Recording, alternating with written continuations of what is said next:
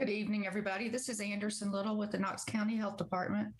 I'll start with our roll call. Dr. Drake.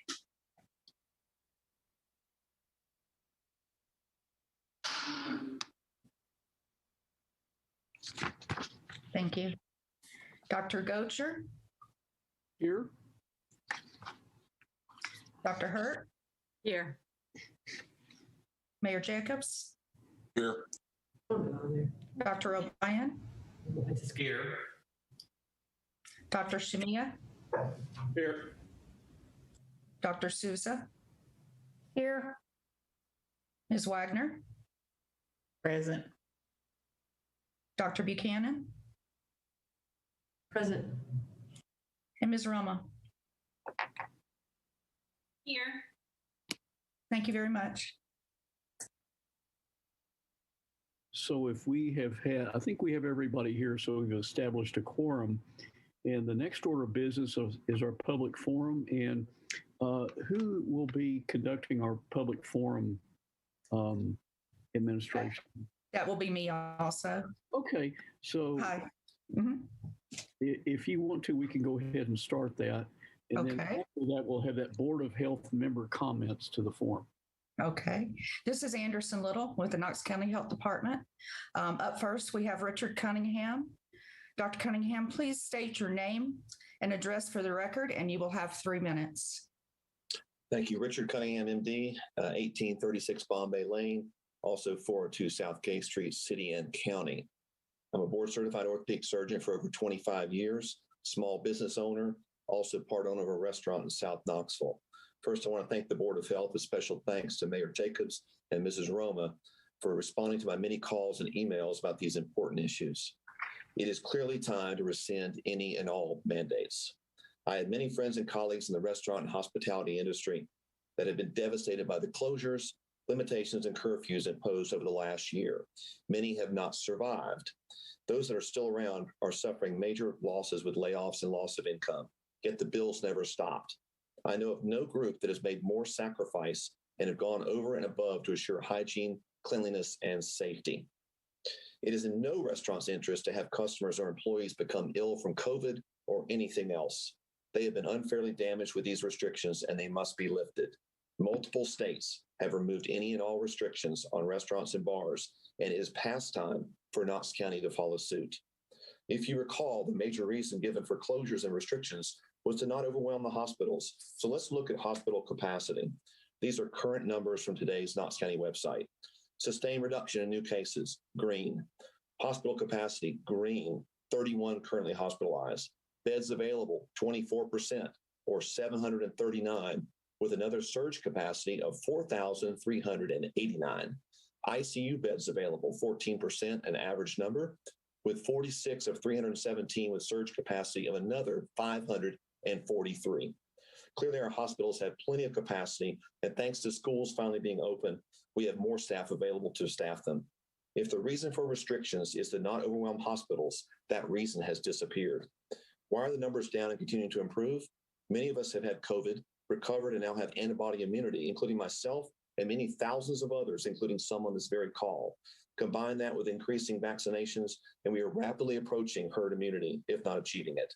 I sent all of you an email linking Dr. Macri's article from Johns Hopkins stating as such. Lastly, it's time to remove the mask mandate. We can argue for or against, but one thing is certain: they either work or they don't. If you believe they work, the beauty of removing the mask mandate is that you can continue to wear them as long as you like. But masks have become a divisive force.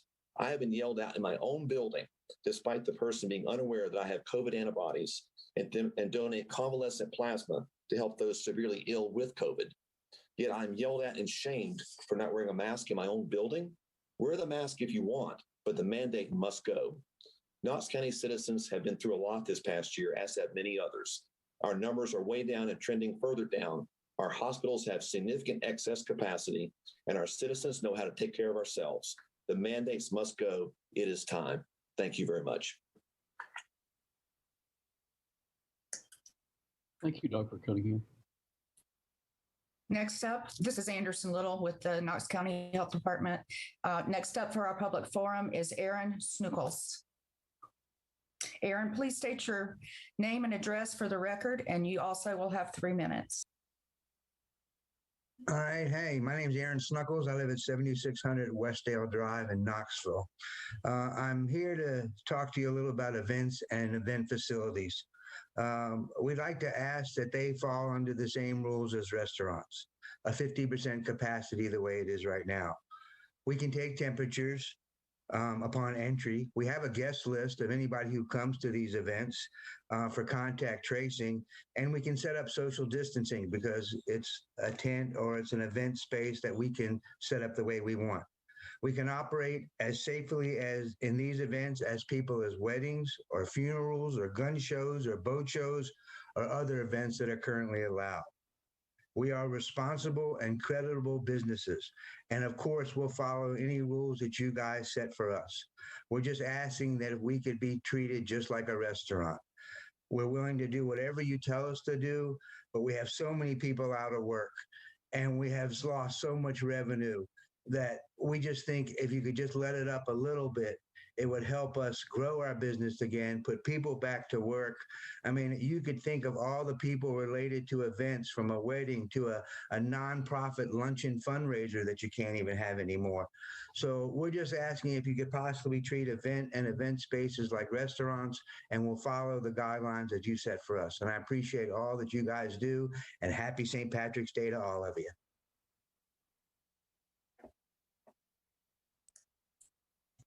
Thank you very much. Thank you. Last up for our public forum is Terry Turner. Please state your name and address for the record, and you will also have 3 minutes. Thank you. My name is Terry Turner. I live at 9628 Stone Canyon Lane in West Knoxville, and I'm the owner of All Occasions Party Rentals on Middlebrook Pike. And I appreciate the time given to me today, and I appreciate all that you guys have done over the last 12 months to ensure that we are getting through this pandemic safely and effectively. So I'm also here to talk about the event industry. Having been in it for over 30 years, I do think that it is time that we are allow the opportunity to open back up, get things rolling again. We have the capabilities, just as restaurants do, to limit our capacities. We can, for instance, in an outdoor event, we can spread out and we can increase tent space. We have all these different opportunities and ways that we can begin to gather effectively going forward. Our business, as a for instance, I know we are down about 60%. And as Dr. Cunningham stated earlier, the bills go on. We've managed to keep most of our team. But between my two companies, we're down about 40 to 50 staff. And that's significant for us. That's about half of our staff between the two companies.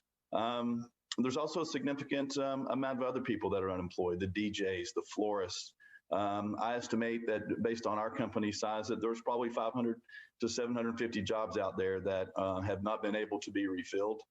We have about probably $30-40 million in revenue, I think, that we have lost in this last 12 months. Unfortunately, I think some of that revenue may have been lost to surrounding counties, and some of those events, festivals, car shows, they may never come back to Knox County. They may have found their new home in Sevier County or Blount County and some of the other surrounding counties that opened up sooner than we were able to here in Knox County. So we would like to ask for the same requirements that you are allowing for restaurants, and that is to open back up at 50% capacity. I think we need to be clear and with the message of how we would like events to open up. Give us the guidelines. Let us operate safely.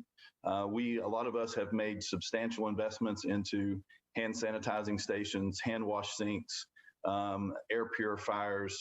So we think that we have the ability to open up and do it safely. And lastly, typically these meetings, I feel like I know each one of you personally because I've probably watched over half of them. But they always end, no matter what you read, but please limit your social gatherings to 10 people. And I know upon other conversations that that's not necessarily the message, but that's the message that people hear. So I would also like to beggingly ask that we discontinue the admonishment at the end of every meeting or at the end of anything that's written about the meetings that we limit our social gatherings to 10, because I think that has been very detrimental to our industry as well. So thank you for your time. Thank you for allowing me to speak today. Thank you, Mr. Turner.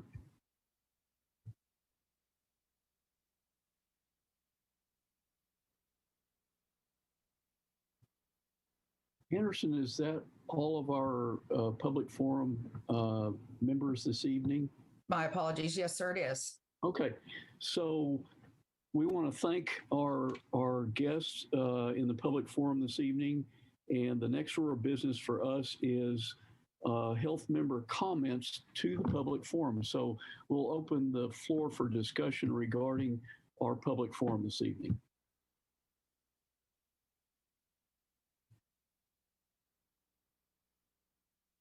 Comments?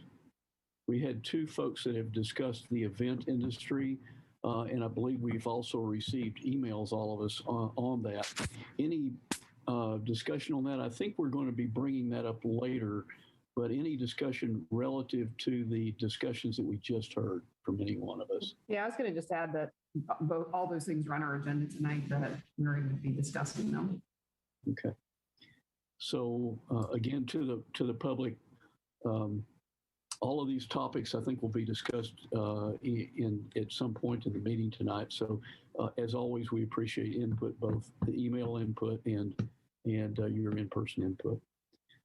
So with that, our next order of business is to approve the minutes from our February 24, 2021 meeting. These should have been distributed to everyone, and hopefully you've had some time to look over them.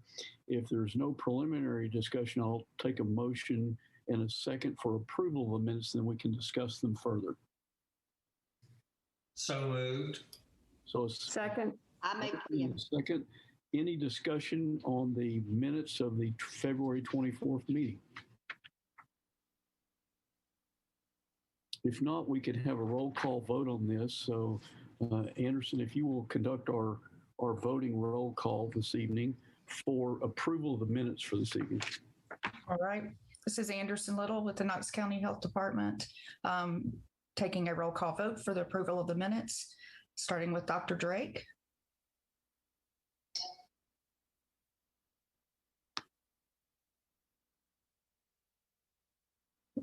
Was that a yes, Dr. Drake? Yes, it was. Yes. Thank you. Thank you. Dr. Gocher? Yes. Dr. Hurt? Yes. Mayor Jacobs? Yes. Dr. O'Brien? Yes. Dr. Shamia? Yes. Dr. Souza? Yes. Ms. Wagner? Yes. Dr. Buchanan? Yes. And Ms. Roma? Yes. All right. It's unanimous approval. Thank you very much. Thank you very much. You have approved the minutes from February 24. The next item is to set the agenda, and the agenda has been distributed before, and hopefully you have it in front of you. Is there any preliminary discussion on the agenda? If not, we'll accept a motion and a second for approval of the agenda as printed. Dr. Gocher, two things, and they're related to items 14 and 15. 14 was mine, the discussion of probable, less probable scenarios in 3, 6, and 12 months. 15, I'm not sure whose that is, but review of Board of Health escalation and recession metrics. First of all, mine was very much 14. My intent was probably what 15 is as well. So I'm not sure that we need both of those. My idea was that I wanted to talk about scenarios and what has changed related to those metrics. But I think probably just as importantly, I wonder if we should discuss those before. I mean, that discussion is going to really roll into everything that follows, including guidelines for caterers and event venues. And so it just would make potentially more sense to talk about recession metrics first before we get into the real content and specifics. So specifically, Dr. Shamia, where would you like to insert it in the agenda? Would you like to have it after we have our educational institution report, or would you like to have it as the first order of business before our benchmark report? Where would you like to have it inserted? So I would move that we strike 14, which was mine, and then roll it into 15 and just put 15 after update on Governor Lee's executive order. So it would be 15 would turn into 13. Is that correct? Right. Everything would be shifted down from there. Right. And we can get rid of what is currently 14. So we had a motion and a second on the agenda, and we have I would say a friendly amendment to the agenda. Are the motion and second folks okay with the friendly amendment? I'm not sure if we actually did have a motion and second, but I'll motion and I'm happy with the amendment. Okay, very good. Sorry about that. I was jumping ahead just a bit. Did we have a second on that? I'll second. Okay, so a motion and second as amended by Dr. Shamia, and that's going to be to move that up just a bit. Any other discussion on that at all? If not, since we're ready to vote, so Ms. Little, if you will conduct that roll call vote for us one more time. This is on the agenda as amended. Okay, thank you. This is Anderson Little with the Knox County Health Department, and I'll take your votes. Dr. Drake? Yes. Dr. Gocher? Yes. Dr. Hurt? Yes. Mayor Jacobs? Yes. Dr. O'Brien? Yes. Dr. Shamia? Yes. Dr. Sousa? Yes. Ms. Wagner? Yes. Dr. Buchanan? Yes. Ms. Roma? Yes. Thank you all very much. Thank you. We have adopted the agenda for this evening. So the next item on the agenda is the Knox County Health Department's benchmark presentation with Dr. Buchanan. So Dr. Buchanan, if you have your presentation ready, we are ready. I do have things ready. Charity Menifee will be sharing the screen this evening. So I'm going to begin with an update on our vaccines. As of Friday, we are vaccinating people at the Broadway site. We're very excited about that. Really happy to be in that space. Pleased on how it's going to this point. As we've said before, the space gives us the ability to offer vaccines in a regular manner at a consistent location and not have to move or find new locations. Right now, we're vaccinating in, we're between 400 and 500 people a day with first doses, with plans in the near future to increase that to 800 to 1,000 people a day. That will include both first and second doses. And as we get our flow down and get our rhythm in that space, we may increase those numbers, and we're hopeful that we'll be able to do that. But I'm also really excited to share this data with you because of the incredible partnership we have with public health, the hospitals, and our medical providers across the community. More than 144,000 vaccinations have been reported among Knox County residents. So that's almost 20% of the people having at least some level of protection against COVID. And it's great news and something that we hope to continue to build upon. Each week, new providers are added. Unfortunately, each week our vaccination allotment doesn't go up all that much, but it does go up some. So we'll continue to update those numbers Monday through Friday. And now I'll move on to the local situation. We have 47 new confirmed cases since yesterday, 947 active cases, I'm making up numbers tonight. 40 Knox County residents are currently hospitalized. And sadly, we have one more death to report, bringing our total to 596. We want to take a minute to recognize the decline of active cases and hospitalizations. The numbers over recent weeks have been very encouraging to see. And back in December, we were seeing hospitalizations well over 100 and active cases topping 5,000 a day, or topping 5,000, excuse me. Today, it's a fraction of that. This is incredibly encouraging and proof that we're moving in the right direction. That said, we want to remind everybody to keep up the 5 core actions so we can continue this progress. Be much like starting a weight loss program and deciding to stop in the middle when you've lost a few pounds, you're not going to make it to the end. As we've said, or like a marathon runner, we don't stop running at the 24th mile of a marathon. So we can't stop practicing the 5 core actions. For a note on housekeeping, beginning this week, we'll be shifting to reporting COVID-19 data Monday through Friday, data from Saturday and Sunday, and holidays will be available the next business day. This is in keeping with change in this at the state level. Tennessee Department of Health made this change last weekend. And now we'll turn and look at the benchmarks. Since we have moved to monthly meetings, we wanted to present the benchmark data to you in a way that narrows in on the trends we are seeing since the last time we met. To do that, we will show you a PowerPoint presentation today. The colored vertical lines represent the traffic light color for that reporting period. As a reminder, all of our typical benchmark data is available on our website, and you can find it at covid.knoxcountytn.gov/case-count. The first benchmark, sustained reduction or stability in new cases for 14 days. Since mid-February, you can see a downward trend of new COVID cases that has plateaued in recent weeks. For the past several weeks, this benchmark has continued to be represented as green due to lower volume of new COVID cases across our community. Over the past 2 weeks, we've seen a daily new cases drop to approximately 56 cases per day, which is consistent with previous reporting periods. It's important to note we are seeing these figures leveling off to more of a plateau. We want to see these numbers decrease and not level off. So we continue to urge folks to practice the 5 core actions and get vaccinated when able to reduce the spread of disease in our community. Our second benchmark, community-wide sustained and increased diagnostic testing with consistent or decreased test turnaround time. Regarding lab turnaround time, this figure has been pretty consistent over the past month, at less than 2 days for the entire community.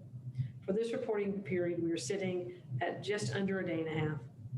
Regarding testing, we continue to see low numbers, but they have remained relatively consistent. In the past week, there have been 4,800 tests conducted across the county, which is 200 more than last week. We're hopeful that the decreased testing in recent months is an indication of lower burden of disease across the county, but we continue to keep a close eye on this metric. Our third benchmark, sustained or increased public health capability. The goal is to increase vaccine distribution across the county. From mid-February to early March, you can see that we were pretty consistent at around 15,000 vaccinations provided across the county. During the past 2 weeks, we saw that number jump up to 21,000 vaccinations given. It's a big jump and is extremely encouraging. As you can see, we're trending in the right direction, but we recognize that not every provider who wants vaccine is able to receive it yet. While supply is increasing and access is improving, it's not quite where we want it yet. For those reasons, we are continuing to represent this benchmark as yellow. Fourth benchmark, healthcare system capabilities remain within current and forecasted surge capacity. Over the past month, we've continued to see the number of hospitalized COVID patients decrease. It has been a relatively steady decrease with a bit of plateau in the recent days. After speaking with our hospital partners, they have recommended that we continue to represent this benchmark as green. Fifth benchmark, sustained or decreased COVID-19 related death rate for identified positive or probable cases. Over the past month, the number of deaths has decreased. Back in February, we were seeing an average of 2.5 deaths per day. In the past 7 days, we are seeing an average of less than 1 death per day. While this is encouraging, we want to see this continue to trend down and not plateau. According to the White House report, Knox County and Tennessee as a whole are still yellow for deaths related to COVID. With this information available, we are representing the benchmark as yellow. So I'm happy to answer any questions about the data or vaccinations. Any questions or comments? Dr. Buchanan, I have a question. So we've seen these benchmarks trending over the last few weeks from yellow in some cases to green, or maintaining green, and the deaths have gone from red to yellow at the last meeting and sustained. What is the criteria to switch from yellow to green in terms of deaths? I'm going to let Charity talk about that, as she's more involved with our epidemiology staff than I am. Okay. Hey, this is Charity of Knox County Health Department. That one's been a tough one. There's not a great national benchmark for that. And so what we've been looking at, what we looked at today is we've been having this discussion a lot every week as we're seeing that number go down, is relying on the expertise of the federal government and the White House report and CDC. And so keeping a close eye on what their metric is. They don't have in the most recent iterations of the White House report, what they're basing that on isn't in there. And so that's where we're trying to wait and get more clarification. But they do have color rankings, basically comparing 1 month to the next, which is a really good way to look at it, considering that we try to look at things over 2 incubation periods. So that's about 28 days. And so their guidelines have been pretty clear at looking at decreases over those month time periods. So I guess all of that to say is we're trying to get a really good handle on where that should sit. But I think right now, looking at how the state or the federal government's looking at it is our best metric for that. So Charity, does the federal government set those benchmarks for every county in the United States, or how have they set it, specifically for our county? Have they done? So again, they're comparing for every county by county from month to month is what they're looking at. And again, the White House Task Force reports are now available online, and so there's a little bit of a change. There's not as much explanation in their data anymore, but they're still keeping track of it. So we're waiting. I think there'll be an update, I'm hoping, in the near future with more explanations, but we just don't have that right now on how they're viewing it, but relying on what their guidelines and recommendations are. And again, very much for that metric, they're looking at changes from month to month and improvements. Okay, great. Thank you. And Dr. Buchanan, do you have any additional information on your report this evening? I don't. That completes my report. Okay. Any questions or any comments from board members on that first report this evening? This is Maria. That's what our percent positivity is currently. If you know that, I would like to know. I have it on the next presentation when we talk about escalation and metrics, but I can, hold on, let me look on the website. I can get it for you too real quick. I don't have it on the top of We could be patient, Charity. It's coming. Okay. This is Maria. Yeah, this is Maria. I have a question for Dr. Buchanan or Charity. So we know nationally, the good news is, numbers have dropped, cases have dropped, hospitalizations and deaths, and we've kind of plateaued out nationally to summer surge levels. So things have gotten better, but they're not all better. And I'm wondering how we locally compare to the national picture in terms of plateaued compared to our first surge. I have to go back and look at that. I haven't looked at it in I haven't looked at it this week, so I don't want to misspeak, but we have been overall trending very similar to what's happening with the national picture overall. So I can look at that while we're talking and maybe come back and revisit it, but I don't think it's anything. I know for the state, we're definitely trending along with what we're hearing from our partners across the state when we've been talking about it as well. Great, thanks. Thank you. Any other comments or discussion on Dr. Buchanan's report? If not, again, thank you very much, Dr. Buchanan. And the next item on the agenda is going to be the University of Tennessee Medical Center's data update from Dr. Shamia. Thank you. So. It's coming. Okay, thank you. So next slide, please. I think that skipped maybe a little bit there. Thank you. So here we see new cases by week.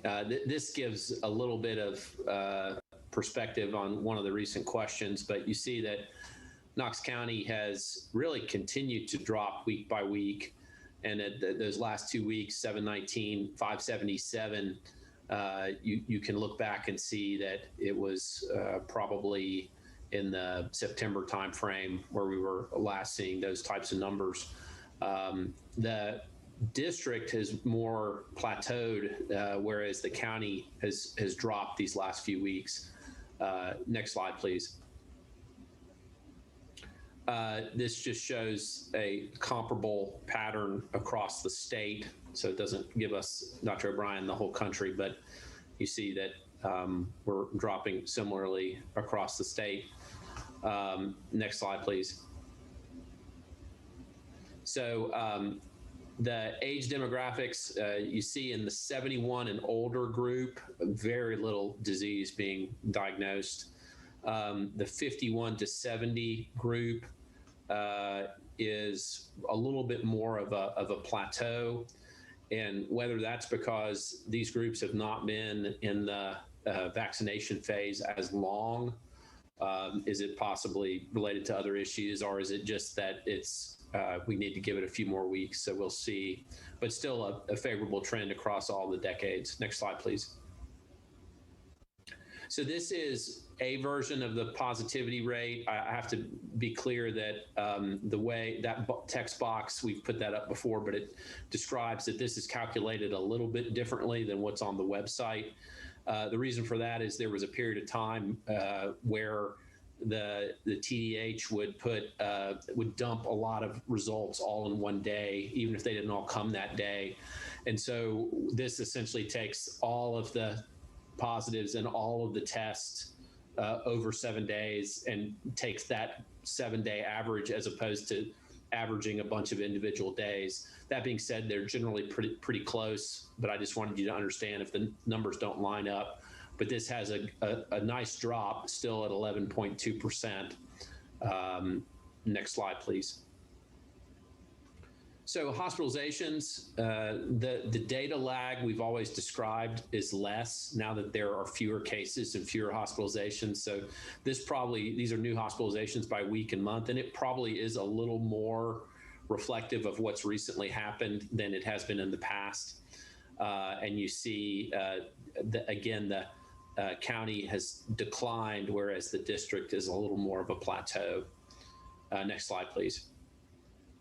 And then the day-to-day number of patients in the hospital census, every 2 weeks that we were meeting, we were seeing this drop and drop and drop. And I think consistent with what Dr. Buchanan mentioned, there's been a little bit of a plateau, still at a much lower number. You see we're at a 111 right now, but that steady drop has seemed, for the time being, ceased.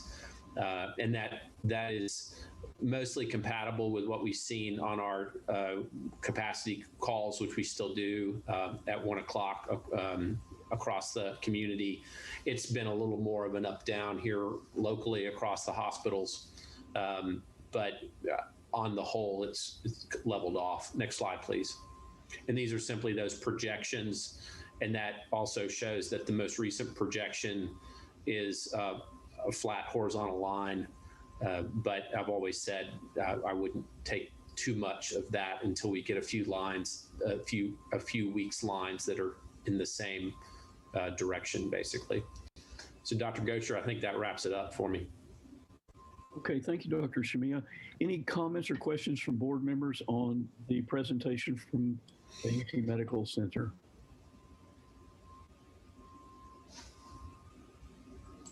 If not, as always, Dr. Shamiya, thank you very much for that report and for your discussion that's going to follow later this evening.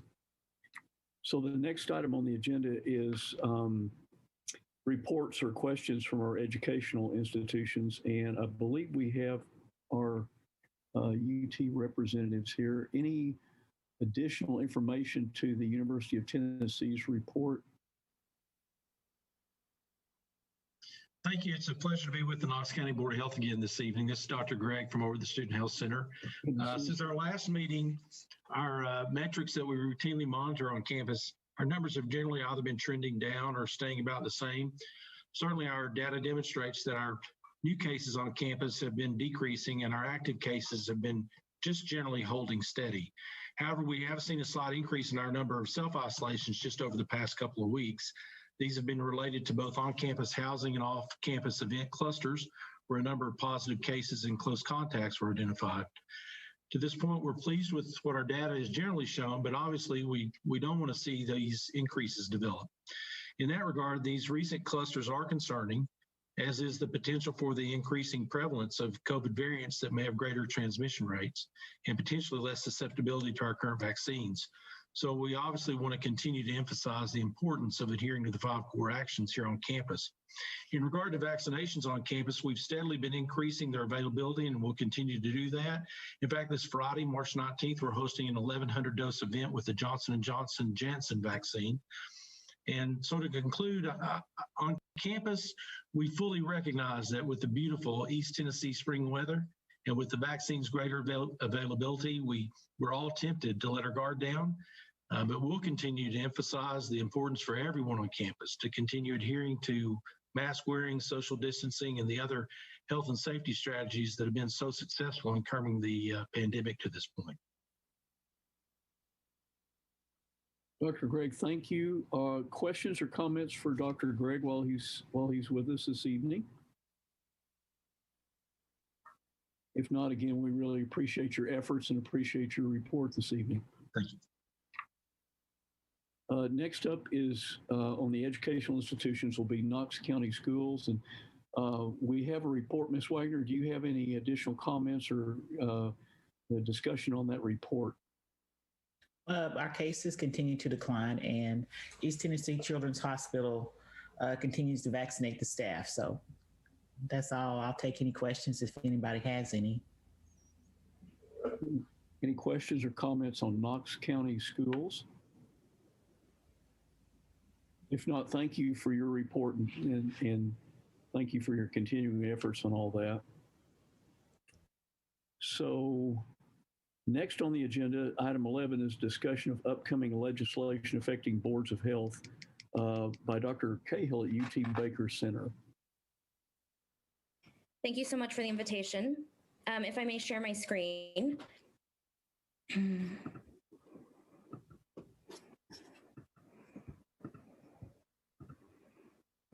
So I was asked to speak about upcoming legislation affecting boards of health.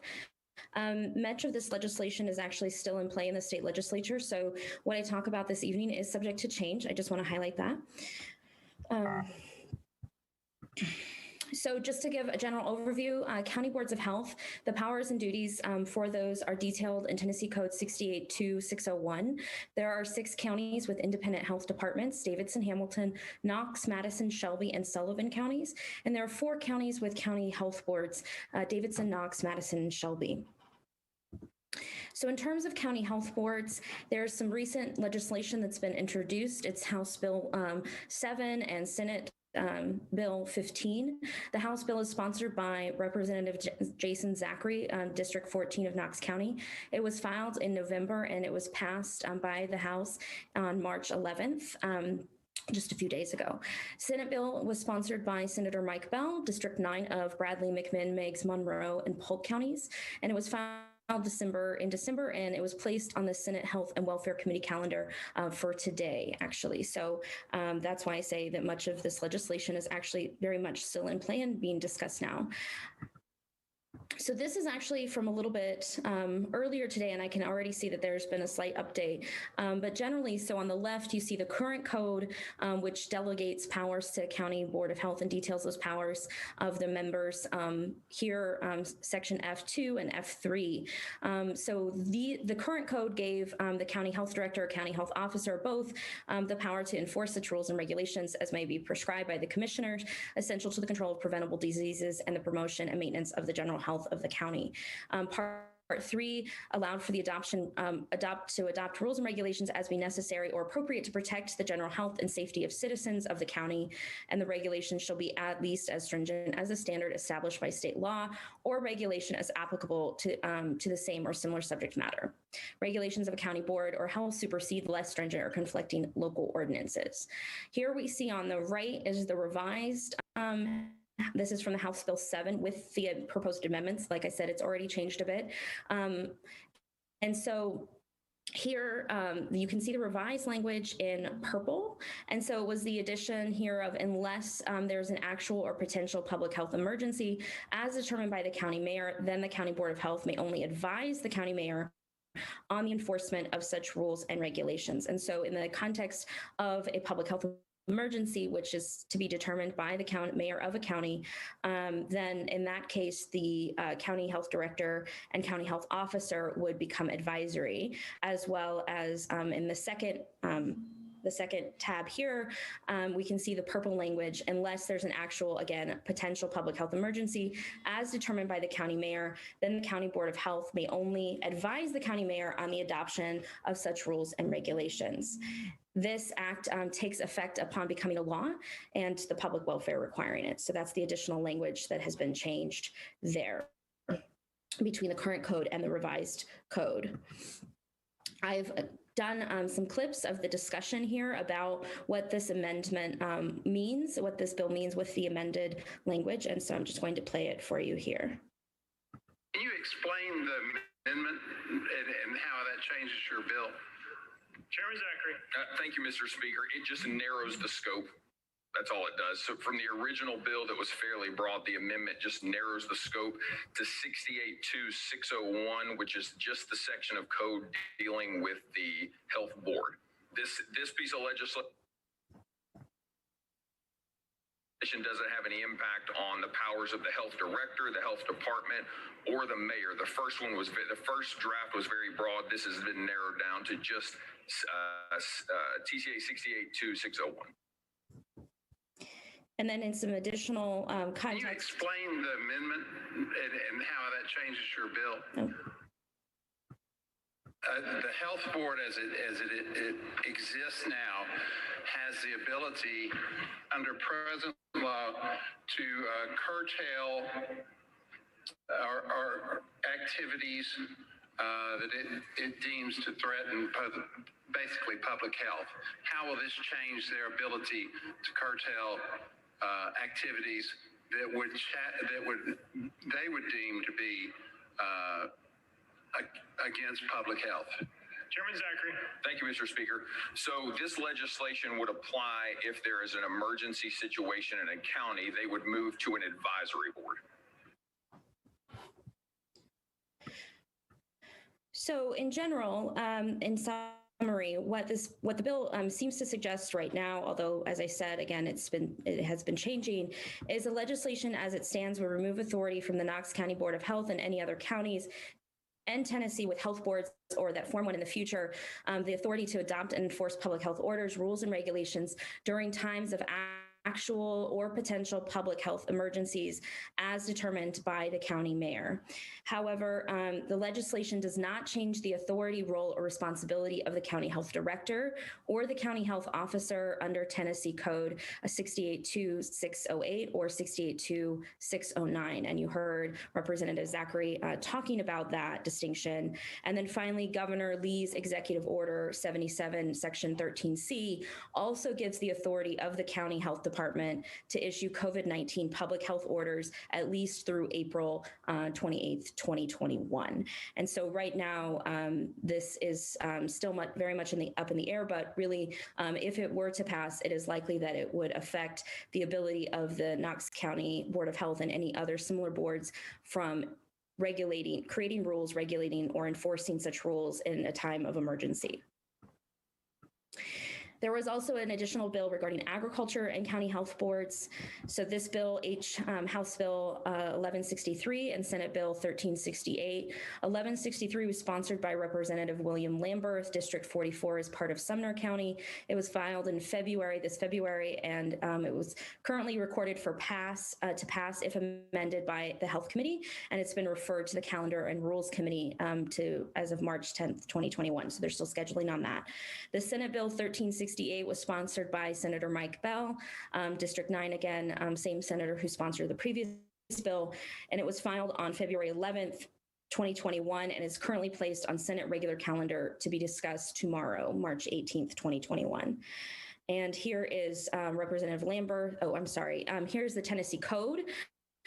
So essentially this affects 682601, the County Board of Health members' powers and authorities. And so what it does is it actually adds a section, it moves section existing G into a new section, a new designated section I, and then it would revise section G to read, this part does not grant a county board of health the power to prohibit or regulate agriculture as defined in 13-105. And then an additional section H, county health departments shall not regulate agriculture as defined in 1-105, except as otherwise authorized under state law. Section 2, this act takes effect upon becoming a law, the public welfare requiring it. So essentially, the proposed bill here with amendments is to ensure that county health departments don't have any authority to regulate agriculture in the state. And here is Representative Lamberth briefly explaining the purpose behind the bill. Very simple bill, and I would like to say I've worked very closely with the Farm Bureau on this, and this takes care of an issue where a local county board of health or county health department does not have the ability to regulate agriculture. So, and they have an entire department that handles that. These health boards have a role that they play. It's very important in our communities, but it's just not in agriculture. So the Department of Agriculture handles that, and this kind of just keeps everybody in their own lane. Okay, do we have comments or questions about this bill? If none, if there are no objections, we will be voting to send this bill to the full committee. All those in favor say aye. And so that was it getting sent out of the health subcommittee to be voted on.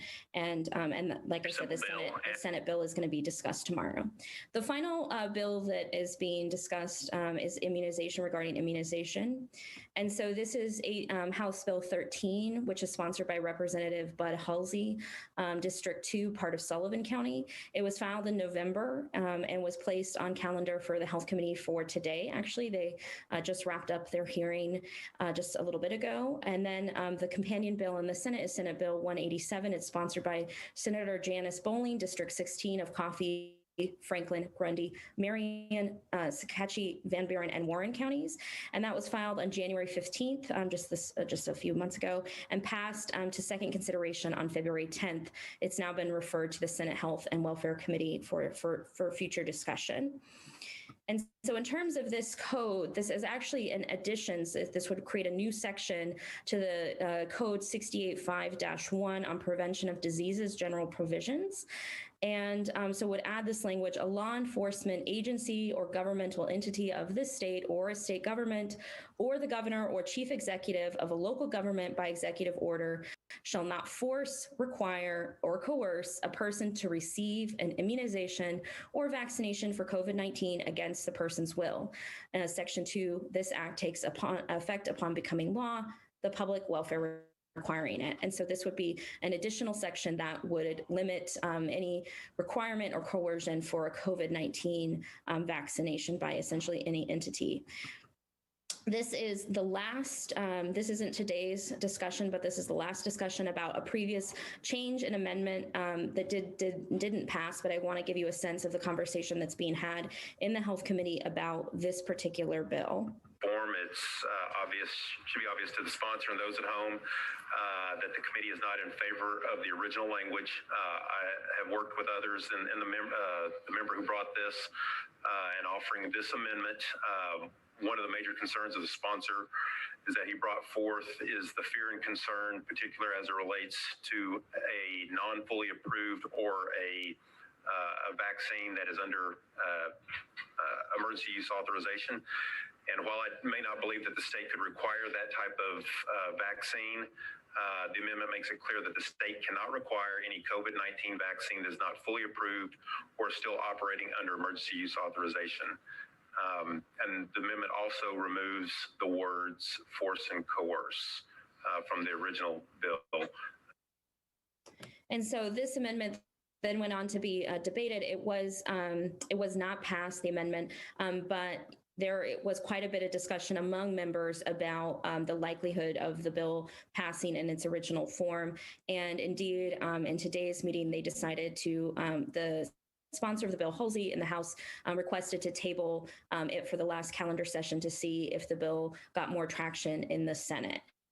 Which he indicated had some uncertainty surrounding it. So I think that it's going to be some time before we are able to actually discuss the bill in its amended form before the state legislature. So Immunization Authority generally, just to give some insights here, the U.S. Supreme Court issued a ruling in February 20th, on February 20th, 1905 in Jacobson v. Massachusetts, which upheld the right of states to compel vaccination. That was in a case regarding a smallpox vaccine. And there was a gentleman that did not want to be vaccinated, nor did he want his children to be vaccinated because he had previously been vaccinated in Sweden and had a bad reaction to it, was concerned.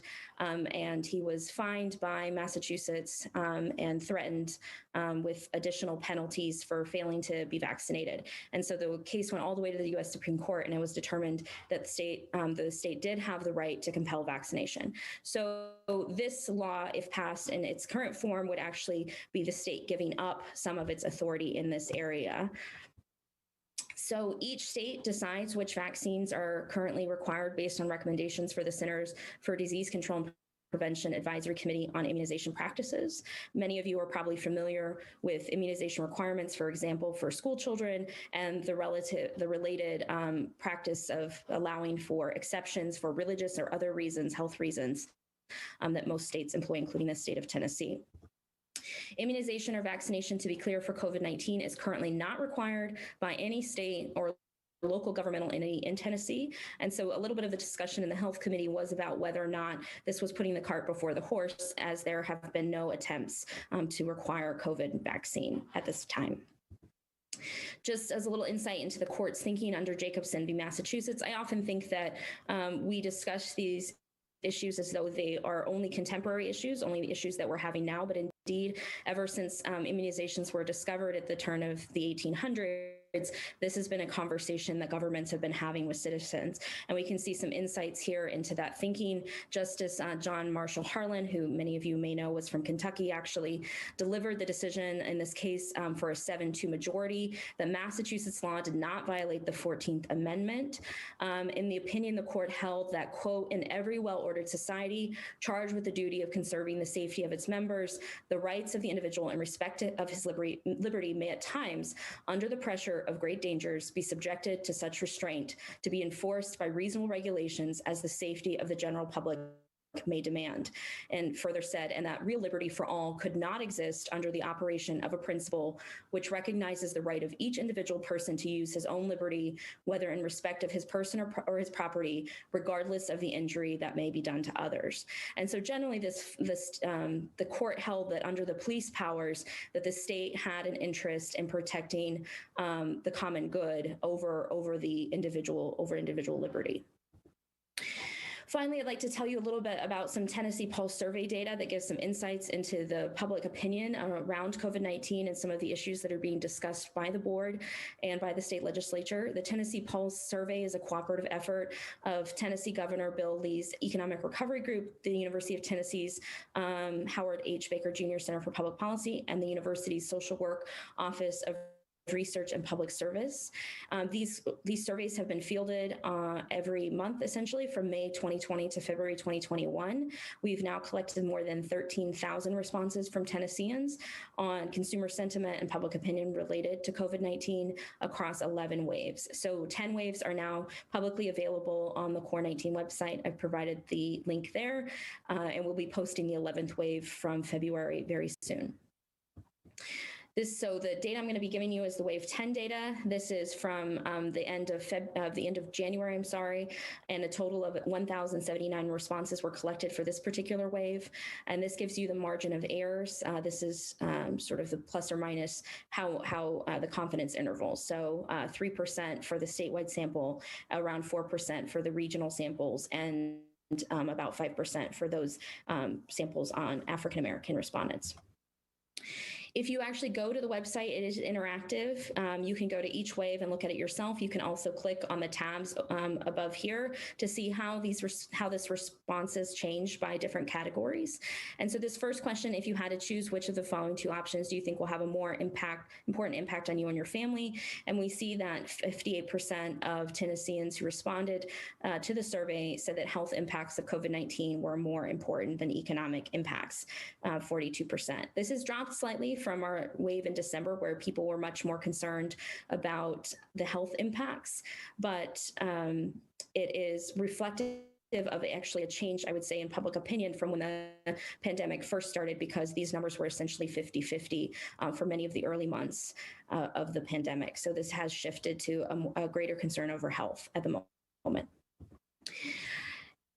This is a question about mask wearing. What do you think is the main benefit of wearing a face covering? And 50%, you can see here, believe that it equally protects yourself and others, while the remaining 38% believe that it either protects others from germs you may be carrying or protecting you from germs carried by others. And there's only 9% of people that said that there was no benefit to wearing a mask. What sources do you trust about the benefits of face covering? So overwhelmingly, the CDC and health departments are the most trusted source of information regarding the benefits of wearing a face covering, 79%. And then across governments, state government, federal government, local government, they equally share levels of trust at around 30%. And then finally, employers and news media are the least trusted sources of the benefits of wearing a face covering. In terms of being supportive of a mask requirement in local communities, 78% overwhelmingly were supportive of a mask requirement in the community. Only 15% said no, so that's just over 1 in 10, and then 6% said they were not sure. If a vaccine that protected you from the coronavirus is available for free, would you definitely get it? 44% probably would get it. 20%, which indicates 64%, 6 in 10 Tennesseans are likely to get a vaccine when it's made available to them. And there's some uncertainty here in the middle. 1 in 10 probably wouldn't get the vaccine. And then we have 17%, so nearly 2 in 10 who definitely say they wouldn't get it. And so something to consider about the likelihood of people taking up the vaccine once it is made available to them.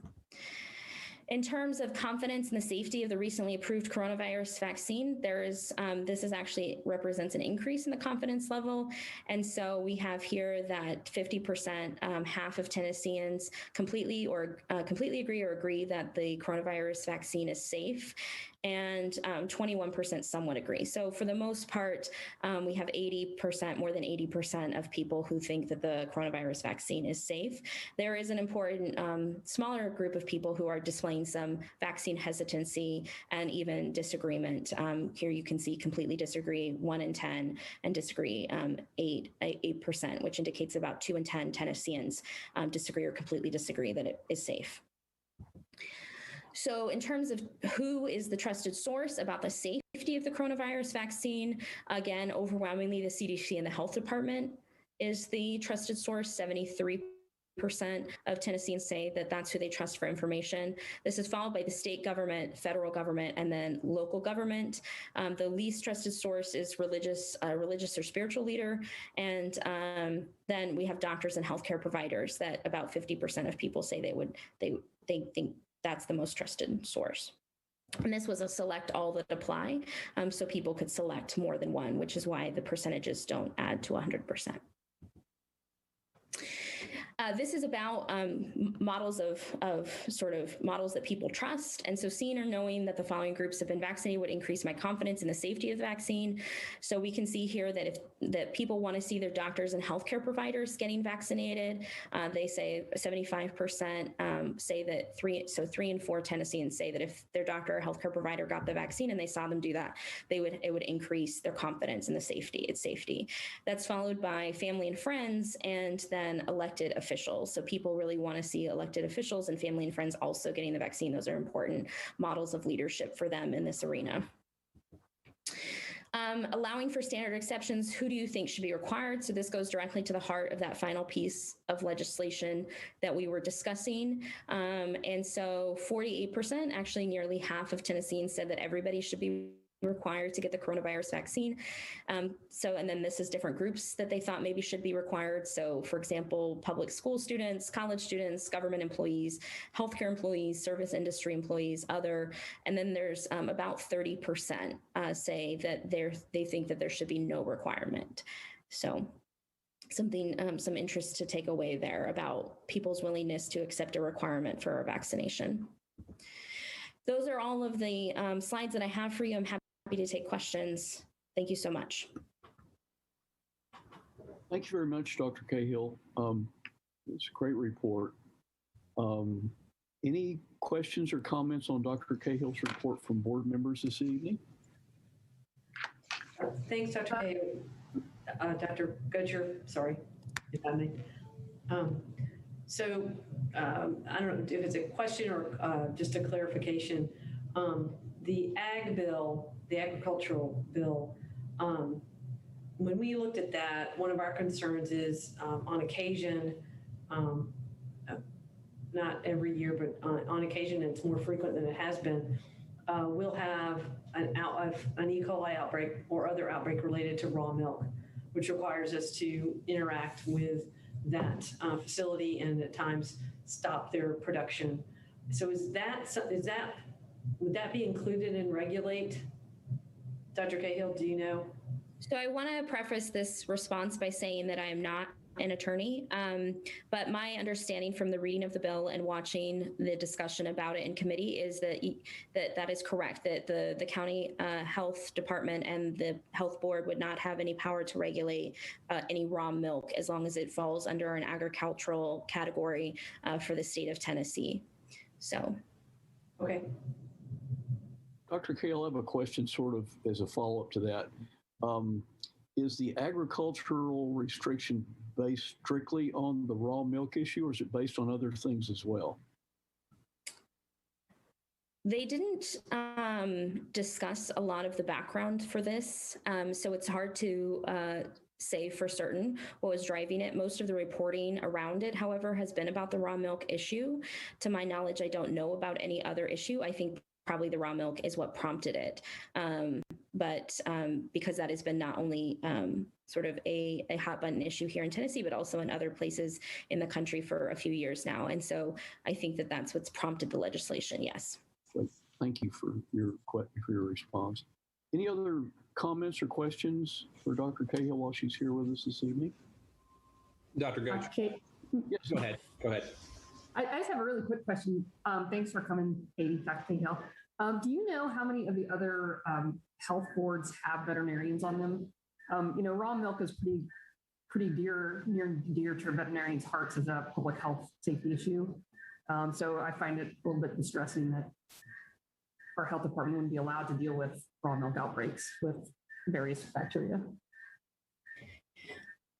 That is an excellent question. I am not aware of the makeup of other health departments regarding a veterinarian. I do know, however, that the Tennessee Code designates who should be on a county health board, and that a veterinarian is actually an exception category, not part of the standard category of inclusion on the health board. And so I can get that answer for you, but my guess is I think that I would imagine that it is unusual, perhaps, between the 4 county health boards to have access to a veterinarian who's able to serve on the board. So a question about the first bill, and it really is not a question, it's just a clarification, and that is that it sounds like it's different when there is a state of emergency or when there is one declared in the county and when there's not. But if there is, if I understood, and maybe I didn't, that the Board of Health becomes an advisory board to the mayor, but it also stated that the responsibilities of the public health officer or their duties do not change. And so that's where so the Board of Health is advising the mayor, but is that decision making lie with the public health officer or lie with the mayor at that point? So this is an area, I would say, of some ambiguity. So in the bill itself, it talks about it being advisory to the mayor. So I can read this. It says, if a county experiences a countywide health emergency, including without limitation, a statewide declaration of the existence of a health epidemic, a countywide epidemic, or an imminent threat of an epidemic resulting in the need for health policies that affect the entire county, the county mayor shall and has exclusive authority to establish and implement such policies under advisement from the county health director or county health officer, or both as necessary. In a county with a county board of health or a health committee or both, such bodies also become advisories to the county mayor. So that's the text of the bill as it was originally put on the General Assembly's on the General Assembly website. Since then, the bill has been amended, and you heard Representative Zachary talking about how the duties and responsibilities of the county health director would not be affected by it. And so my understanding from the current state of play is that the county health director would their authority to make rules, regulations, and enforce rules and regulations under the existing code would remain, and that the county health board would become advisory to the county mayor. And I think that the assumption there is that the county mayor and the county health director would work together. As Representative Zachary talked a lot about the accountability relationship between the county mayor and the county health director. And so, although I think there was a little bit of confusion there because about who the county health director is actually responsible to, because my understanding is that would be the state commissioner for health, not the county mayor. And so I think that there are some potential issues to work out that are leading to some confusion, but that's where the bill is at this point. Does that answer your question? It does. Thank you. Thank you. Any other comments or questions on Dr. Cahill's report? This is Maria. I have a couple of questions. Sure. Thank you, Dr. Cahill, for your very informative presentation. Probably generated a lot more questions than I had before you presented. A couple of thoughts. One about the vaccination bill. This just may be rhetorical. I don't know. I'd like some insight, perhaps, from Dr. Buchanan. If we recognize in Tennessee that there already is a clause in which people can, for religious reasons, personal reasons, there's an exemption from vaccination. I don't understand the purpose of honing in specifically on the COVID vaccine if we already have that clause in place for people to not want to be vaccinated. And Dr. Cahill, you mentioned this, maybe putting the cart before the horse, but I guess I would just like some clarity as to the ultimate purpose of this, where the goal. So in discussion, and I'm happy, obviously, to let Dr. Buchanan also weigh in here. I'm sure she has much more familiarity with on-the-ground practice regarding immunizations in the state of Tennessee.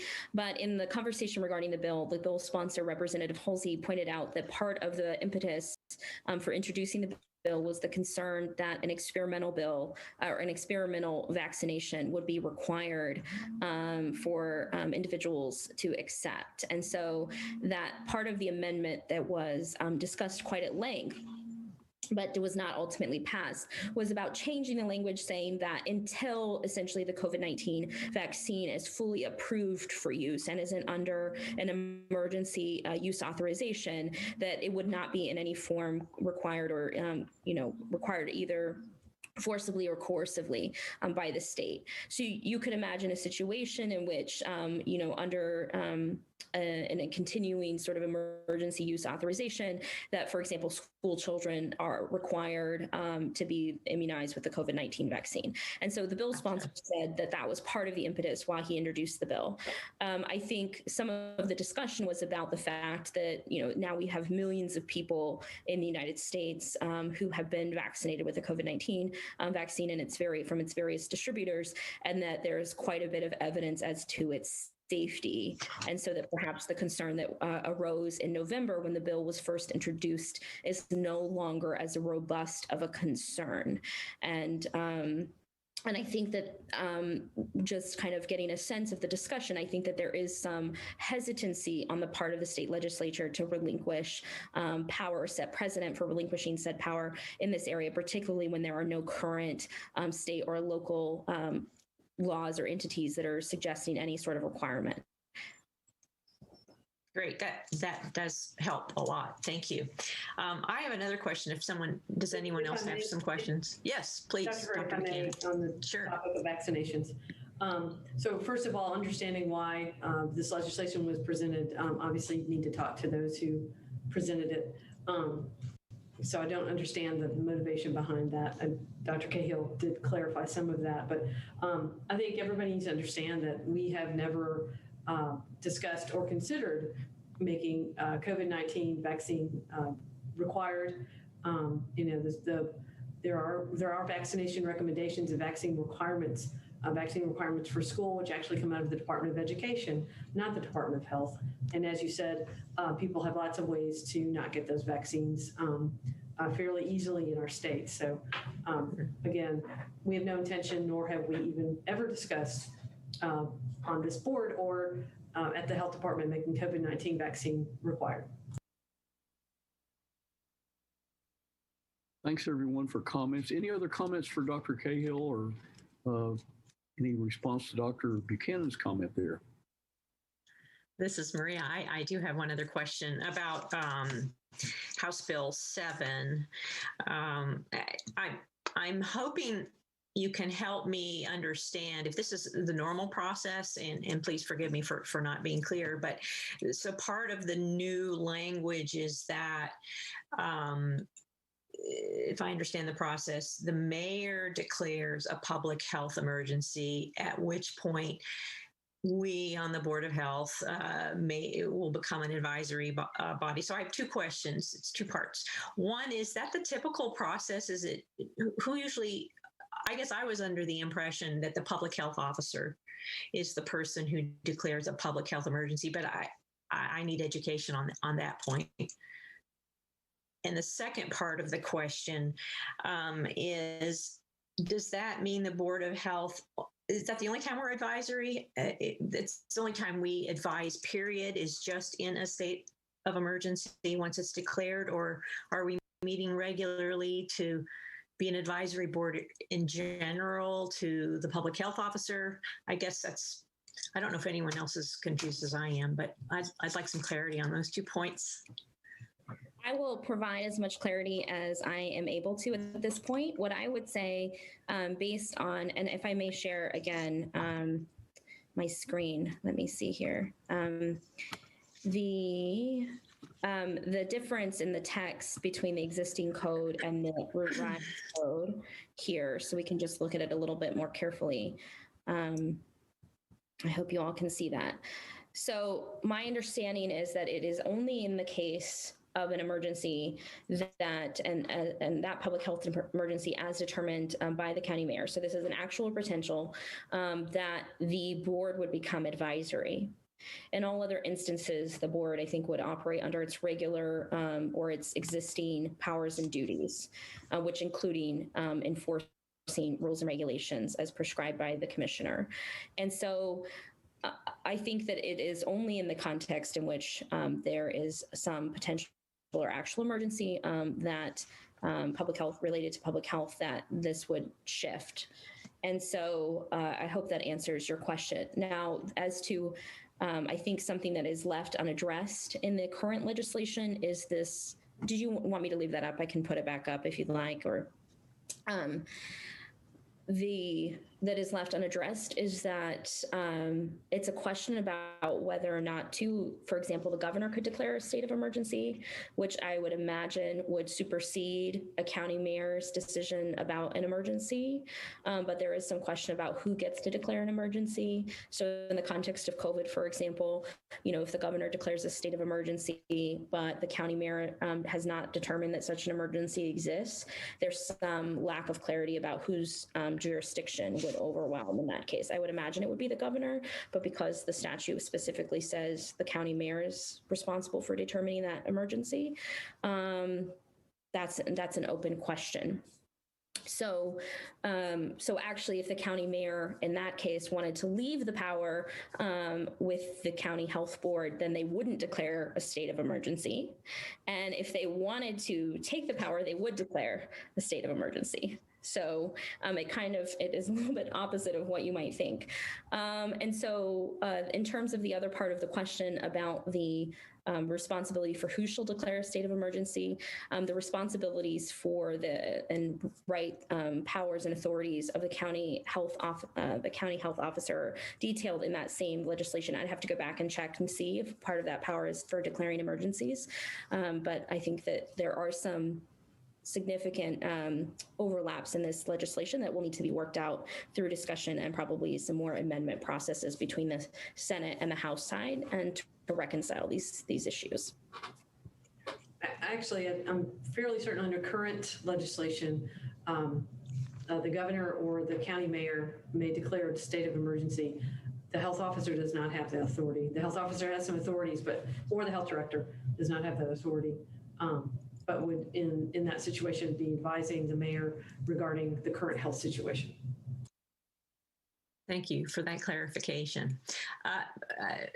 Mayor Jacobs, I have a question for you. What is your opinion of this bill, House Bill 7? Zachary. I'm actually more confused now after hearing what Dr. Cahill had to say.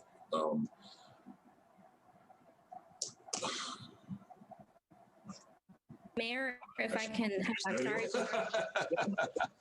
Well, I mean, does the Board of Health have regulatory authority when there is no emergency, public health emergency? That's how I understand the amended version to read. The original version that came out was much more broad in scope and made the health board essentially advisory to the mayor. But through the amendment process, it appears that has changed, and it's only in the context of an emergency that the health board becomes advisory. And I think you heard Representative Zachary talking about that it limited the scope to the context of an emergency. And it also removed the specific language about specific counties and designated essentially that any county that it now or in the future forms a health board, that would be a similar situation. And it was also, maybe I'm wrong about this, but it's my understanding, well, if the governor declares an emergency, then that obviously is going to override. In fact, currently Knox County is not under state of emergency declared by myself. It's under the states. So the governor is operating under the executive order from the governor, in which case the confusion has come about as to whether the governor's executive order empowered the public health officer or the statute empowered the Board of Health. And I think this was supposed to clarify that. Also, when, the limits of the Board of Health's authority in non-emergency situations. All right. For instance, could the Board of Health just of their own accord, and I'm not saying you guys would do this, but, when you look at statutes, you have to consider the potential. Would a Board of Health just any old time say, gosh, we don't like this. We don't like sugary drinks. We're going to ban sugary drinks in Knox County. And that was I was under that assumption that it was the Board of Health was advisory in non-emergency situations. And then in emergency situations declared by the mayor, they remained advisory. The mayor would have final say so. But when it was declared by the governor, he can extend his authority to, the public health officer. But evidently that's not what it is now in your reading. In my, again, not an attorney, but in my reading and in Representative Zachary's own explanation of the bill, my understanding would be that the board would operate as previously authorized unless unless the county mayor saw a potential or actual emergency, in which case the county mayor would make the decisions, ultimate decisions, and the board would become advisory. Okay. And that also the legislation does not affect the current powers and duties of the county health officer. So as it stands now, and that, yes, the powers of the board are detailed. I'm happy to provide a subsequent briefing on what those include. But they do have significant powers in this case if this were to pass in non-emergency situations. They're very broad, right? Outside of, right. So now, I'm actually, Dr. Hurd, I'm kind of with you. I don't know. I believe is an attempt to clarify the statute, and it seems to, now I'm confused too. Clear as mud, as I like to tell my students. And that sometimes it happens too. I would, you asked before what, the intent of whatever, and that sometimes it's hard with any politician to determine what the intent is. And then when these things come to the floor and all different amendments are added and the language is changed, then it becomes extremely difficult. I think Mr. Sanders would agree with me that the entire public health statute in the TCA is extremely convoluted and clear as mud. And that's why we've ended up kind of in this situation of, who has the decision over this and who has the decision over that and what circumstances. And I think this was an attempt to somewhat clarify that, but I don't know that it does. So, Mr. Sanders, would you like to opine on that? So if I can get the waters one more time, I have a hypothetical question, which I don't think is really that hypothetical, where you might have not a true emergency throughout the county, but you might have, for example, an outbreak of influenza or norovirus that would be in a nursing home or a series of nursing homes that might require protective quarantine. And how would that be handled under the new law? So Dr. Buchanan, Dr. Cahill, Mayor Jacobs, how would that be handled? Probably best to ask Mr. Sanders on that if you do have an opinion. Mr. Sanders. Wow. Let me first address the mayor's earlier question. He and I had a discussion after one of the meetings about how convoluted some of this statute was. I will agree that the public health statutes related to these issues are difficult to get through. And I commend Dr. Cahill on her efforts here to straighten them out. I appreciate it very much, and I'm sure everybody here does as well. As I have told Dr. Buchanan earlier in a private correspondence, I prefer to opine on legislation as it exists, not really get involved in what is, essentially at this point, a hypothetical question. This cake is half baked right now, in any sense of the term you want to take. We don't know what's going to come out of this. Majority of these statutes are the big statute here that we're talking about, proposed statute, is in front of a Senate committee. The Senate's going to have a different take on this than the House does. I prefer to wait until we see what's actually comes out of this, if anything. And render any opinions then. Last time I tried to render an opinion about it, I found out that the language of the proposal had been changed that very day before I had even, and I was rendering an opinion on something that didn't even exist anymore. So I'd really prefer to wait until we see what's actually gets signed.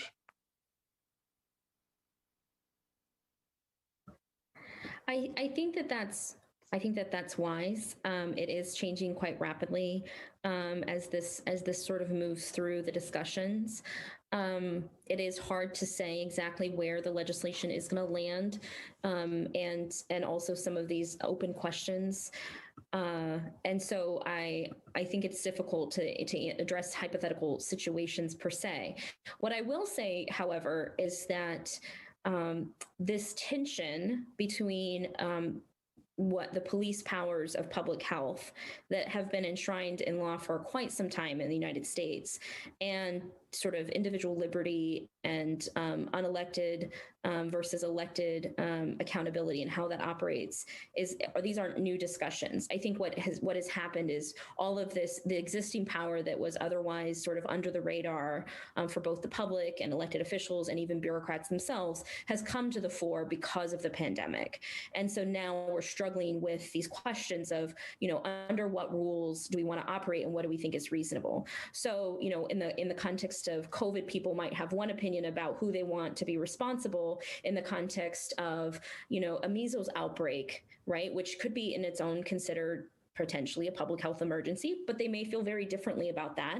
And again, they may also feel differently about something like an Ebola outbreak, right? About who they want to be making decisions in that context and how powerful they want those individuals to be in terms of enforcing or regulating any sort of behavior or activities. And so I think what we're now struggling with is trying to come to a new equilibrium now that we have reached sort of this awareness of how much tension there is really underlying between public health statutes and democracy and the democratic process.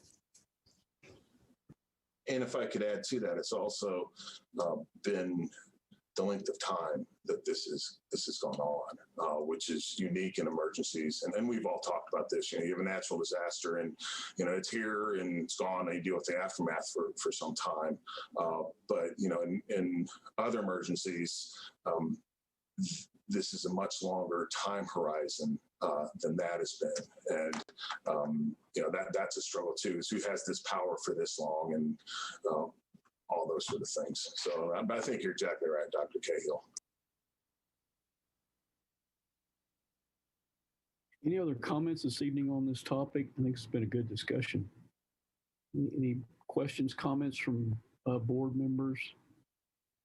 If not, Dr. Cahill, thank you very much. It was really enlightening, and we want to have the opportunity to bring you back when things continue to unfold, if that's okay. Yes, please do. I'm always happy to come and speak to you, and I hope it was informative. I'll be sure that the slides are shared so that they can be posted as is required. Okay, great. Thanks again. So next on our agenda is an update on Governor Lee's executive order, and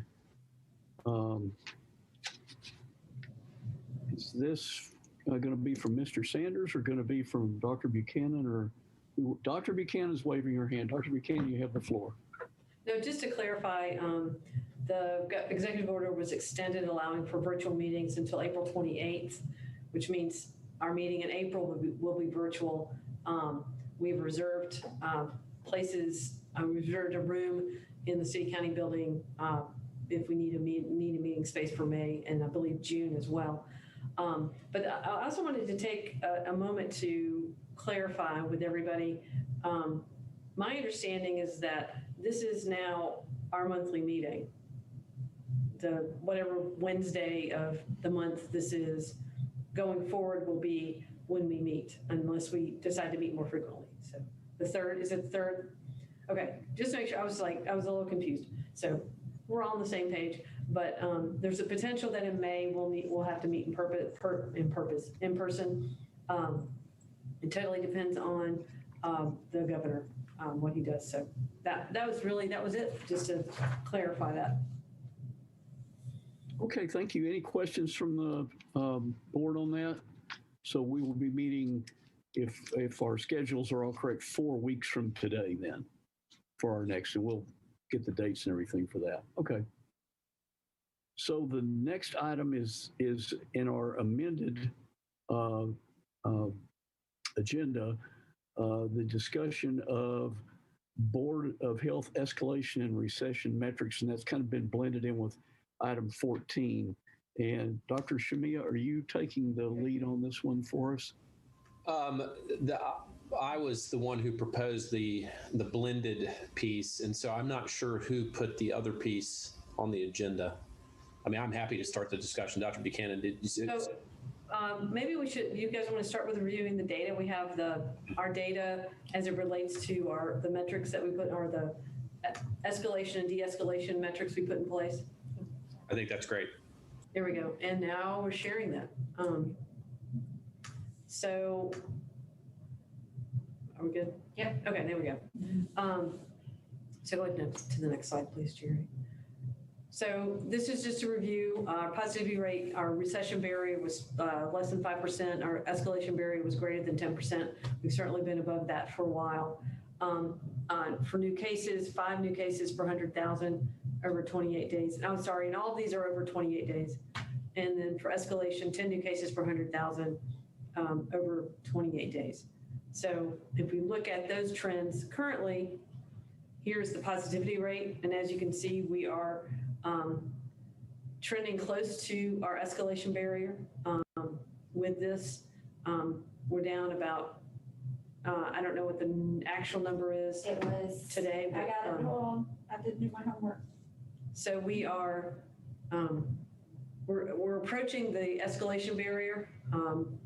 And we talked about, somewhere in between those two would be when we start changing things and decreasing regulations, the few that we actually have in place. I think it was 9.86. It was 7.86 on Monday, and I think it was 9 today. So we're just kind of hovering right in there. Okay. This is Charity at the Health Department Center. So if you want to show us the next one, Charity, this is cases per 100,000, new cases per 100,000 over 28 days. So again, we're really close to that escalation barrier of 10 new cases per 100,000 over the last 28 days. So that's an estimate of 47 cases a day, and right now we're right at 50-something cases a day. So we're right there at our not at our recession barrier, but at the escalation barriers. Anybody have any questions about that data before she stops sharing it? So just a question about terms. My perception of the escalation barrier is that you are, say, 5 or 6 or 8%, and all of a sudden there's a surge and you go above 10, and that creates an escalation in restrictions. And if you hit 5%, then that is a clear signal to start de-escalating restrictions.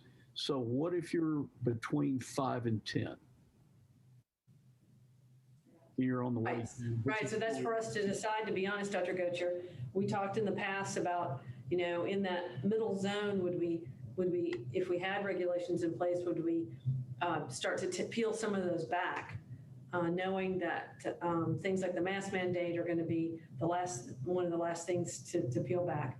And for us, that's not a lot. We have 3 regulations in place. So, I think it's time to talk about that. Again, we certainly don't have a crystal ball. We're hopeful that more people will get vaccinated and we'll be able to actually achieve herd immunity through vaccination and have some level of protection for everyone who desires to be vaccinated and others who don't get vaccinated because more people are vaccinated. And our cases will sit at this plateau and then maybe go down a little bit, maybe use the weight loss analogy again, because sometimes you plateau and then you start to go down again. So we're hopeful that we'll see those continue to go down. I think the plateau is a little concerning because I can concern that we'll plateau and not go down, but go up again. So that's just, where we are. We've seen other places take things down and reduce regulations, but that's been very recent. remember that it's a 28-day incubation period. So people have to get exposed or not 28 days, sorry, 14-day incubation period. So people have to get exposed and then they have to get sick and then we have to get sick enough to test and know that they're a case. So it takes a while for us to see the effects of those loosened regulations in other places. And so, that's just kind of where we are. I think we as a board we have some difficult decisions to make. Dr. Shami, I don't know what you wanted to add to that. So kind of first, a few things just about the little piece I was going to put on the agenda, which is how I see things over the next little bit. And then I'll make some specific comments related to some of the statistics. So I do think the next several weeks are going to tell us something in that, I mean, what we're hearing about is the UK variant and its transmissibility, and then whether or not and that everything is saying that that's going to become the dominant variant in the community in just the coming weeks, and then our vaccination rate.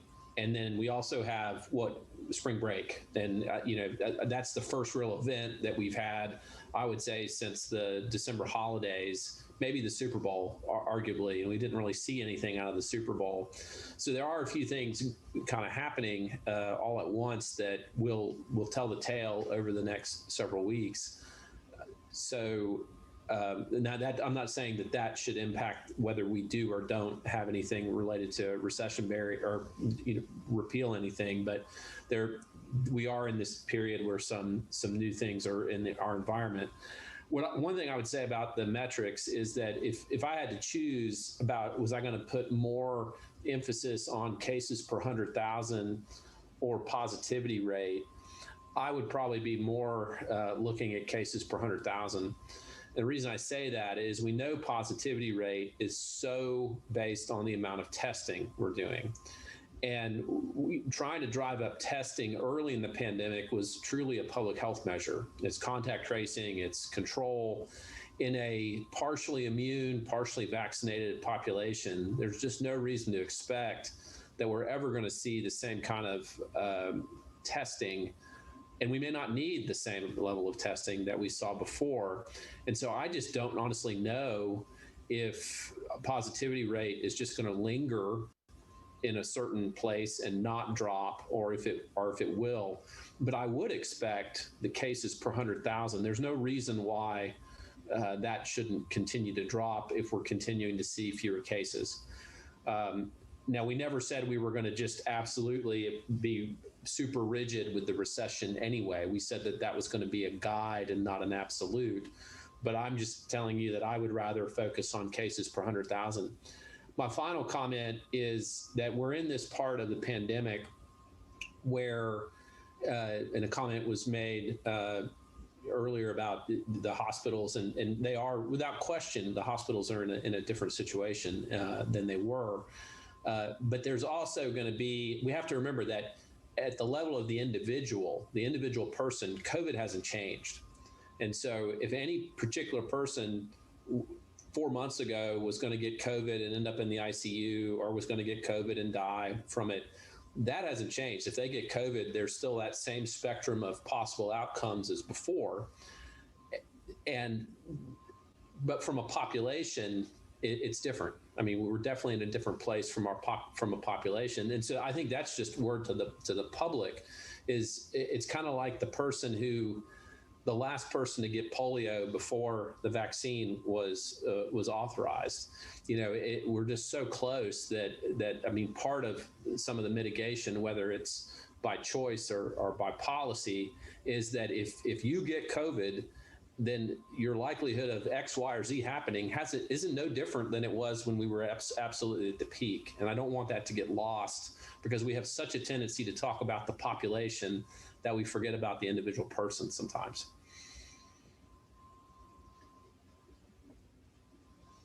Any other comments or questions from the board about sort of our metrics and blend it into where do we go from here?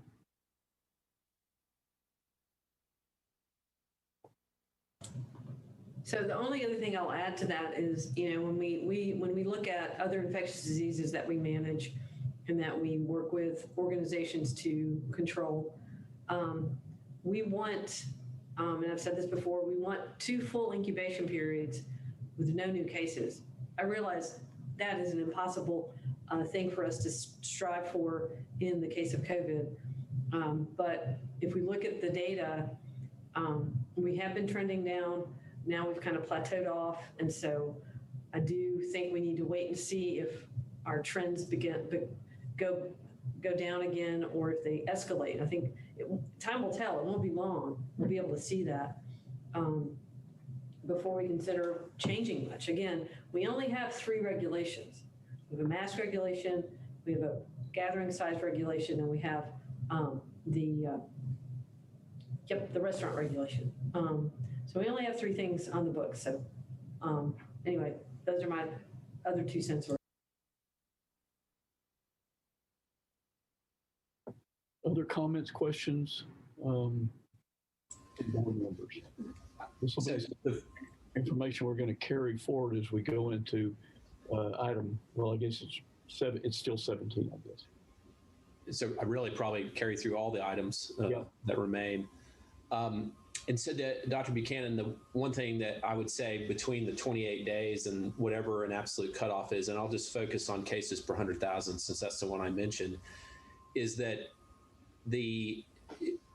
I do think there's a give and take to some extent between where we say we're at what level, 9%, 7%, comfortable doing something in the 28 days. Because one thing we're hearing is in this economic environment, 28 days is a long time. And so while I certainly understand the science behind not only getting to a certain threshold, but staying there for a certain period of time, I do think at some level it may be difficult to, because I mean, in the midst of that 28 days, we'll also know, are we continuing to drop? Did we plateau or did we start to creep back up? And so I don't know that that's going to be, that may become increasingly difficult to do, is my point. So Dr. Shamil, let me give you a hypothetical. Let's say that we do away with some or all regulations as a result of our positivity rate being below 10% today. And let's say that it creeps up to 11 or 12 over the next month. What would your course of action be? To reinstitute? Well, first of all, I don't know that I would be doing that based on the positivity rate for the reasons that we just described. But let's make it even more hypothetical.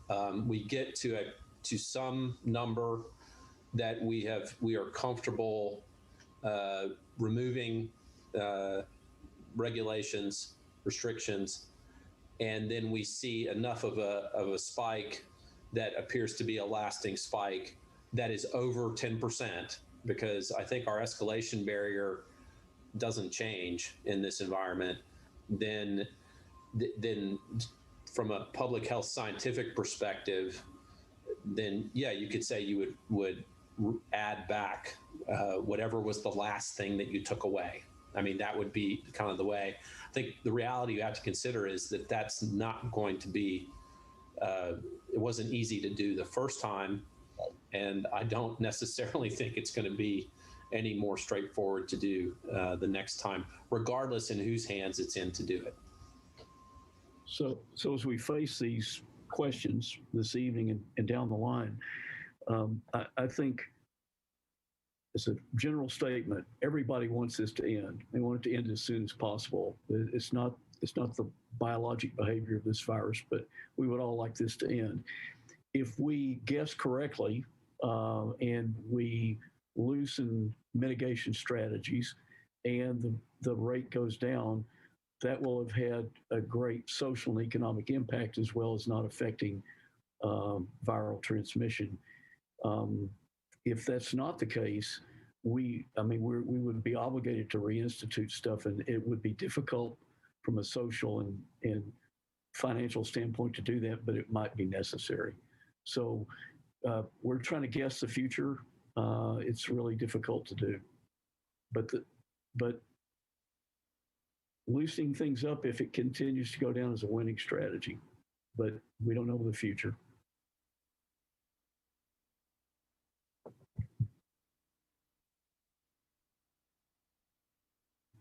Questions, comments? Well, that Dr. Gocher, to follow up on that, I mean, we're still in a position, we've always had the posture of doing things gradually. And so, that is one of the factors that gives us some flexibility in what you've just said, is that if we can, there have been some loosening of things, and if that continues, what I don't think is going to happen, although again, I'm trying to predict the future too, is that we're just going to get hit out of nowhere massively over 2 weeks. Now that could happen with the variants and whatnot, but I think we will see something coming to some extent.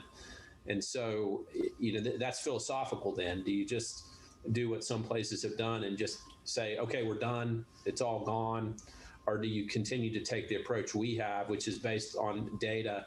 You gradually lighten up on things. I think Dr. Buchanan's point is well taken, and that's true both on hospitalizations and on cases, as we're seeing a little bit more of a plateau as opposed to a continued drop. And so ultimately, as so many things we've dealt with, I'm not sure there is going to be, and somebody can say there's an absolute right answer to this approach. We're kind of riding this, we're living through this as we have before. So, Dr. Shimi, another question for you, or Dr. Buchanan. Has there been any significant penetration of variants in East Tennessee at this point, or are they strictly not in our community? Do you know? Are you ready? Yeah. I'm trying to start my video, but it's not going to. There we go. So I can chime in a little bit. That's a relatively difficult question to answer right now with the way that the genotyping occurs. So there's a project happening, Tennessee's participating in with CDC, that automatically a certain portion of tests are sent to CDC for genotyping. By far, the main variants that are being seen across the state is the UK variant. The other side of that is there's also times that submissions are made if we, for instance, have what could be a potential breakthrough vaccine case. As somebody that's fully vaccinated, 2 weeks post-vaccine, and then they test positive. The state is asking us to attempt to get those specimens to CDC for genotyping as well. And sometimes we can do that, sometimes we can't. So I guess there's not probably as much typing as a lot of people would think that's happening right now, just to be completely straightforward about that. But what we are seeing across the state, and I can't tell you right now how much is in East Tennessee versus the rest, but is the by far dominant variant that is seen is the UK variant. And there's more and more. So it went from a relatively small number and then exponentially greater the next time that we were able to look at that data from the state and see it. So it is growing, but there's just not as much, typing that's occurring to be able to have a really good handle on what we're seeing. But by far, I think the trends and what we're hearing to expect is what Dr. Shamia said already, is that the expectation is that it will be the dominant strain very soon, if it is not already in our area. And I know this is probably also preliminary, but at least according to what information I've been able to see in the literature and in the press, the UK variant seems to still be susceptible to at least Pfizer and Moderna. We don't know about Johnson & Johnson, but at least Pfizer and Moderna work on it successfully. That's everything I'm hearing. Yeah. Yeah. And Dr. Gocher, one additional point is that I think what we've seen happen in Italy, if you recall, Italy was what got everybody's attention, even more so than in China. And so they've got the variant, they've gone partially back into lockdown. But the big variable, and this is the unknown, the big variable is we've vaccinated much better, if I understand correctly, than they've been able to do. And so it's not, I guess what that shows is it's not impossible to get back into trouble. I mean, they've got a lot of people who've had COVID in Italy. I mean, just like the entire world does. So there is some level of background immunity, yet they've still run into trouble. So it can happen. The difference is that we, without question, have had more success with our immunization program. At least I think that's true, Dr. Buchanan and Charity. I don't know if you know, but that's what we're really going to be depending on as much as anything right now. Yeah, I can't speak to their vaccination program, but I can say, to echo what you're saying is the way that it's been described from different folks is we're absolutely in a race between vaccination and the variant spreading, and we can't let up on that vaccine piece because the more vaccine that we get in the community, the less opportunity to spread is, and that negates the variant concern, right? And so there's less point of contact when that's happening. And so I think that goes with the message of what you're saying and what they're seeing, which is why in Italy they've rolled back some restrictions and all of those things because the variant was outpacing the vaccine. Dr. Gocher, could I ask a question and make a comment? Sure. Well, actually, I'll make the comment first. One of the things that we did as a group is we established the Tennessee Pledge as our foundation for the community, and then built on top of that these regulations. So if we make any changes, I would think today or in the near future, we still at this point would have the Tennessee Pledge and what it entails as our foundation for the community. So yes, we could take down a public health regulation, but we will still have those things that the governor has enumerated for restaurants, events, swimming pools, et cetera, still in place. So I wanted just to bring that up as we continue this discussion, as we get into the specifics of each of these regulations. The other thing that I will just give us some information is I decided to check on the sewage viral load data that UT has had. And as of this week, it has substantially decreased and does not show any bumps recently. So it's down at a very small level at this point, which was very good news for me to receive. That was something that I wanted to follow and to see. We've got the whole campus being watched and evaluated, and they've been sending off specimens, and they have reported to me that that has gone down substantially. It's at a very minimal level at this point. So about 30,000 people on campus, the sewers being tested, and that's where they're at. It's just a microcosm possibly of our community. So I want people to know that, and that's a very good positive that we have going on right now.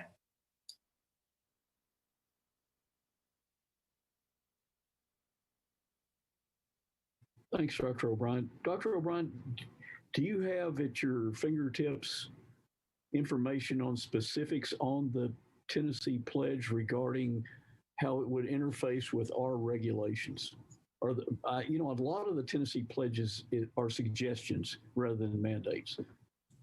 Well, that's what it is. It's there's not so many shalls in the Tennessee Pledge. It's giving suggestions of how to operate. There are a few. I don't have it right in front of me, but we use that. It talks about the distancing within facilities. It talks about all those things, but it's not of a regulatory nature. It is of a recommended nature. And, it's one of those things that I find in general when I go in the community that even though we have what we have stated, I think most people are still following that. Some follow it better than others. But it is not a you must in every case. Actually, it is really just a guideline and recommendations. There's no regulatory piece to it. The governor's been very clear about that.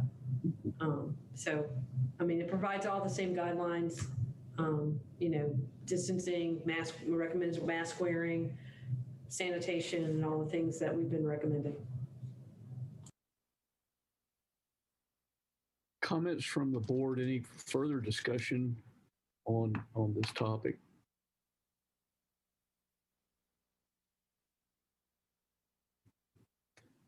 If not, really appreciate the good discussion again.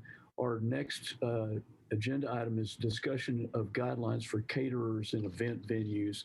And we have heard both through email and we've heard in the public forum two speakers in public forum giving us input on this. So we can open the floor from discussion from any of us that want to start the discussion in this regard.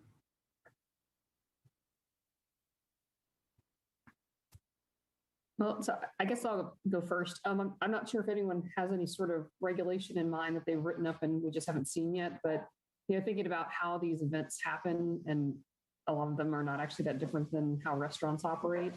I don't think it's unreasonable to think about, limiting, if we're going to continue limiting how many people are in a space, be it a restaurant or an event venue, then I don't think that it's unreasonable to look at those in the same manner.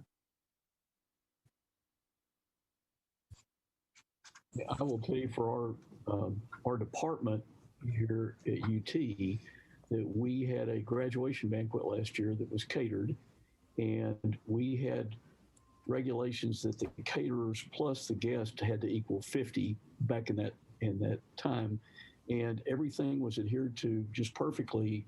And this was done without things being codified, and I don't know whether it was actually legal or not. I assume it was. Worked out well. And I think that's what possibly our input has been, is to maybe codify it so that people can proceed with their catering business and associated businesses. That's my take on it. But I think it's been done on and off in the community, at least to some degree.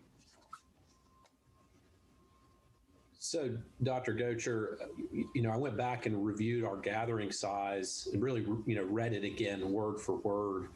And this is kind of the difference between what is really written and what is perhaps messaged and understood. But if we have 10 people and 360 square feet, then if you have twice that many square feet, my thought was always that you could have more people, and so on. And so I guess that's one point that, as I thought through this and the feedback we received, is that I don't know that it's been explicitly said that people cannot have these events. I think what's been interpreted is the 10 people. And that's there was a period of time where that's the message that needed to be sent and the message that needed to be received. But the wording and what has been a regulation hasn't, at least, and you guys please correct me, because I may not be perfect in my reread, but I don't think it's explicitly restricted those types of gatherings, but I understand why they haven't happened.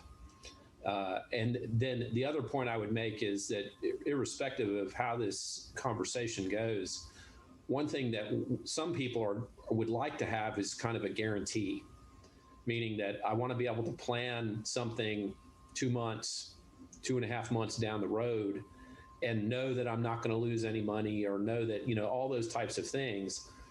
And clearly we're not in a position, just based on the discussion we've gone through, where we can provide that.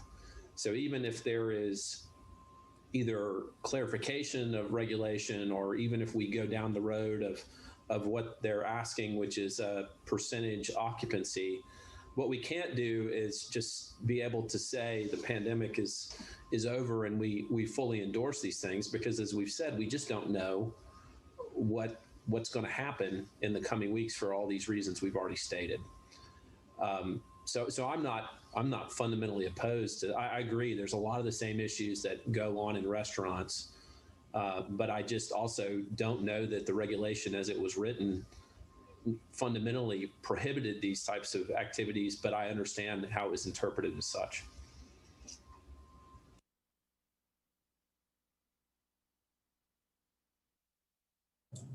And I guess I would add to that, when I look at our restaurant occupancy limitation and early closure regulation, We kind of broadly define it's all restaurants, bars, and similar food and drink establishments, including nightclubs, will limit their capacity to 50% capacity and limit seating.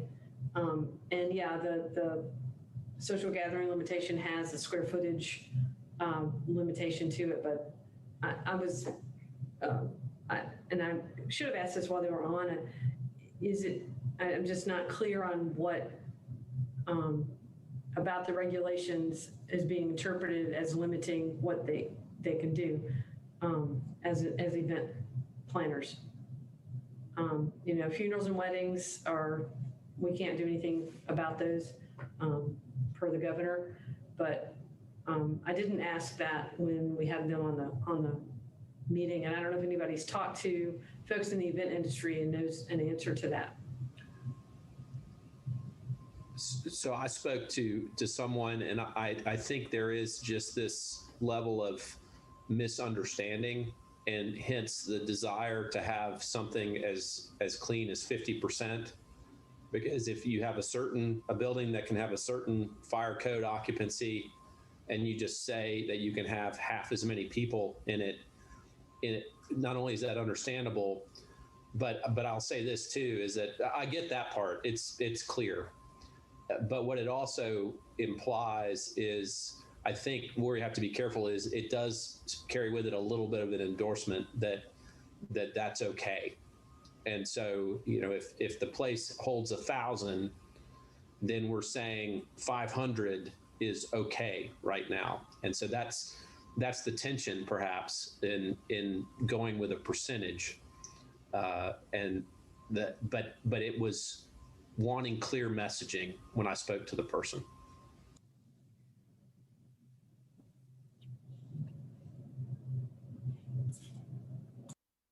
I also spoke to somebody and they specified the social gathering regulation and how the message is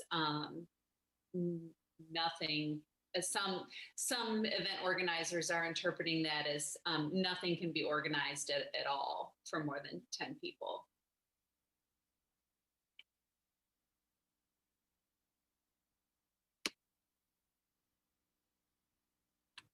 Ms. Roma, in your conversations, did they offer any suggestions as to how to remedy this, or what they would like to have other than, wide open maybe? Those public speakers didn't seem to indicate they wanted it wide open this evening. That was my interpretation. In line with what Dr. Shamia was saying, something, they want to be treated as restaurants or some type of specification. I mean, what they would really prefer would be, to be trusted to follow the Tennessee Pledge. But at the very least, it's the social gathering that seems to be harmful, and they would like to be examined, to be considered to be in line with restaurants. I got the same message too.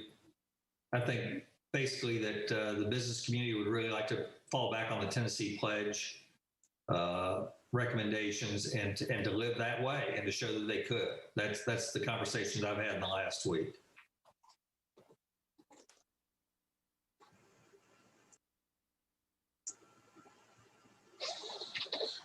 I think the thing I would say is that events are not going to eat at a restaurant. Otherwise, why would we have event centers if it's just going to eat at a restaurant? You go to an event center to mingle and see people and not to sit at the same table and not talk to anybody else. So events are different than restaurants, very different. And we talked about that before, how the purpose, intent, and intention of an event is different than the intention of going to eat at a restaurant. So that does set them apart. I mean, if this board wishes to write something that is more clear, that's certainly the privilege of this board, but just I think we have to remember that events are not the same as going out to eat at a restaurant. Dr. Buchanan, I don't know if that's necessarily true because many of the events that I've been to have basically been, sit down meals with speakers or various things. So, I mean, in some cases it probably is, but,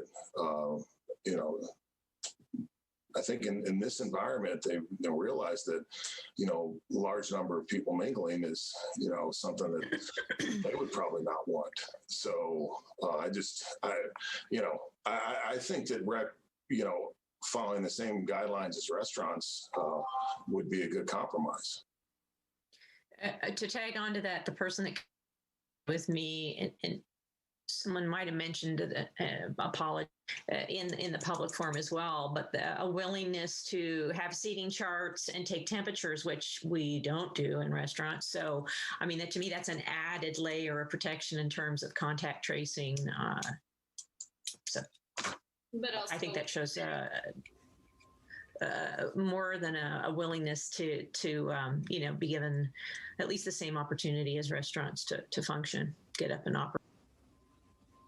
Sorry, Dr. Hurt. In addition to that, with events with the seating chart and so on, you typically have the contact information for everybody who attends. And so contact tracing can potentially be done with a little bit more ease than with a restaurant.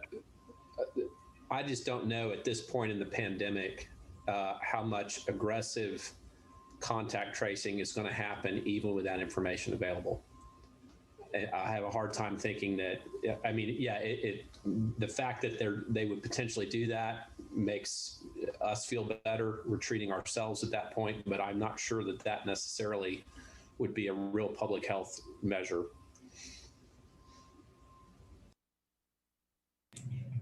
I mean, we are doing some limited contact tracing, not as aggressively as we were in the past.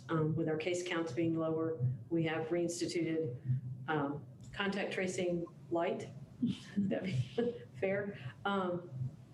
It would give the venue or the event organizer the ability to reach out and tell people what happened, which we do regularly with events when we have a foodborne outbreak.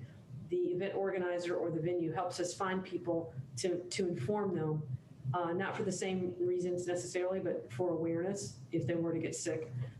So that already happens. So they do that regularly to help us out. Okay. Yeah, I didn't have that context. That's helpful.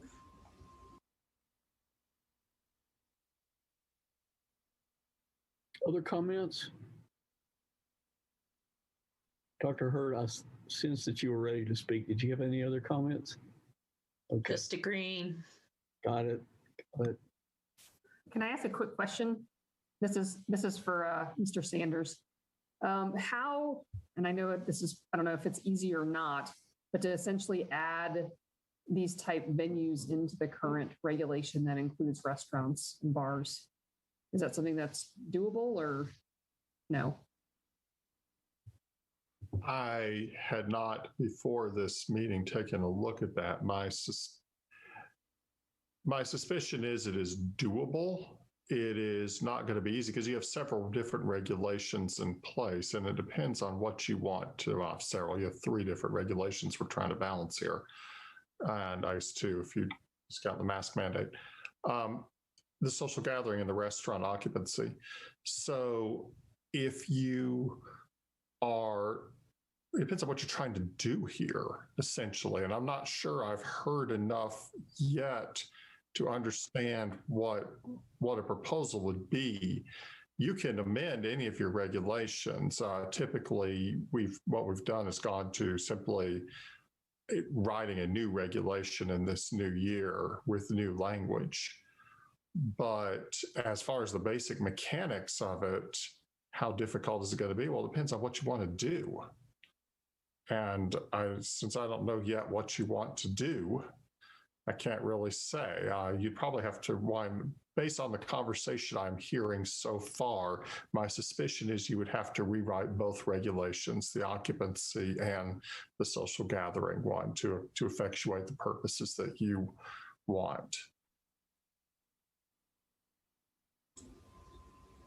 Mr. Sanders, do you feel that the 2 regulations as they're written I guess really the restaurant one doesn't apply. The social gathering does apply, but for the reasons I mentioned earlier about square footage, do they in and of themselves prohibit these events from occurring as written? Well, there's a lot there. Let me unwind that a little. First of all, I don't think that the gathering limit regulation, as I see it, prohibits a certain number of people within a certain designated square footage. So if you have a venue hall with much larger square footage and you space people out appropriately, then a larger gathering is not strictly prohibited. You just can't have more than, 10 people and 360 square feet. So if you have a venue that's, 3,600 square feet, presumably you'd be able to have 100 people in there. I mean, that's just rough math. I'm not an expert in geometry, so if it works out to more than that, don't hold it against me. So I think you can have more people than just 10 people. There's not a specific prohibition, as I read the regulation, on having any more than 10 people. But as the mayor pointed out earlier in his discussion about going back to the restaurant for a minute, some of these events are held in restaurants, or at least I gather that was an implication of what he was saying. Some of these events are in fact held in restaurants, and in that case, the restaurant occupancy limit does have an influence. So I think you would have to rewrite both of these regulations in order to get that. And it depends on what you want to do. You're looking right now, your social gathering regulation is essentially written to keep people 6 feet apart. That's the idea. It's 10 people in 360 square feet, one person per 36 square feet. That is each person in a 6-foot bubble, essentially. Obviously, you can write your regulation to do whatever you want. I am not the policymaker here, but I'm not sure the practicality of telling an event coordinator that they can't have an event that has any more than has people spaced out 6 feet apart all throughout. That's pretty dispersed population for most events that I'm familiar with.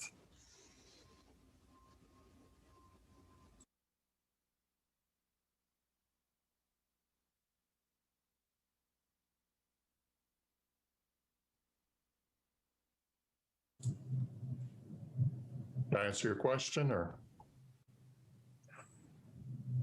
You did, yes. So if the stated intent from our speakers and folks that we've heard from on email is to be on a parity with restaurants as caterers, how could we accomplish that? What do we have to do to accomplish that if we feel it's a reasonable goal?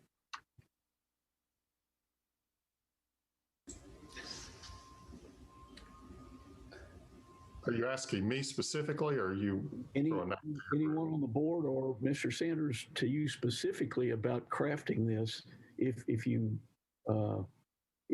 we have a general intention, I sense that we do. I don't know. We'd need to probably take that to a vote. But if the intent is to equalize this as with restaurants,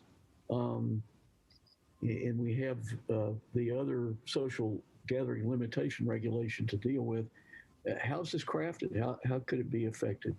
I think, Dr. Goetcher, this is not going to be a popular opinion, but I think what you're going to have to do is you can come up with some ideas, but you're not going to be able just to say in general terms, this is what we want to do, and we're going to vote on, and that's going to be our regulation. You need to vote on something that's specific. It has to be precise. Exactly. Yes. So I think what you're going to have to do is you can give an idea. You can talk about this idea all along, but you're going to have to come back to the table at your next meeting with a specific regulation you want to vote on.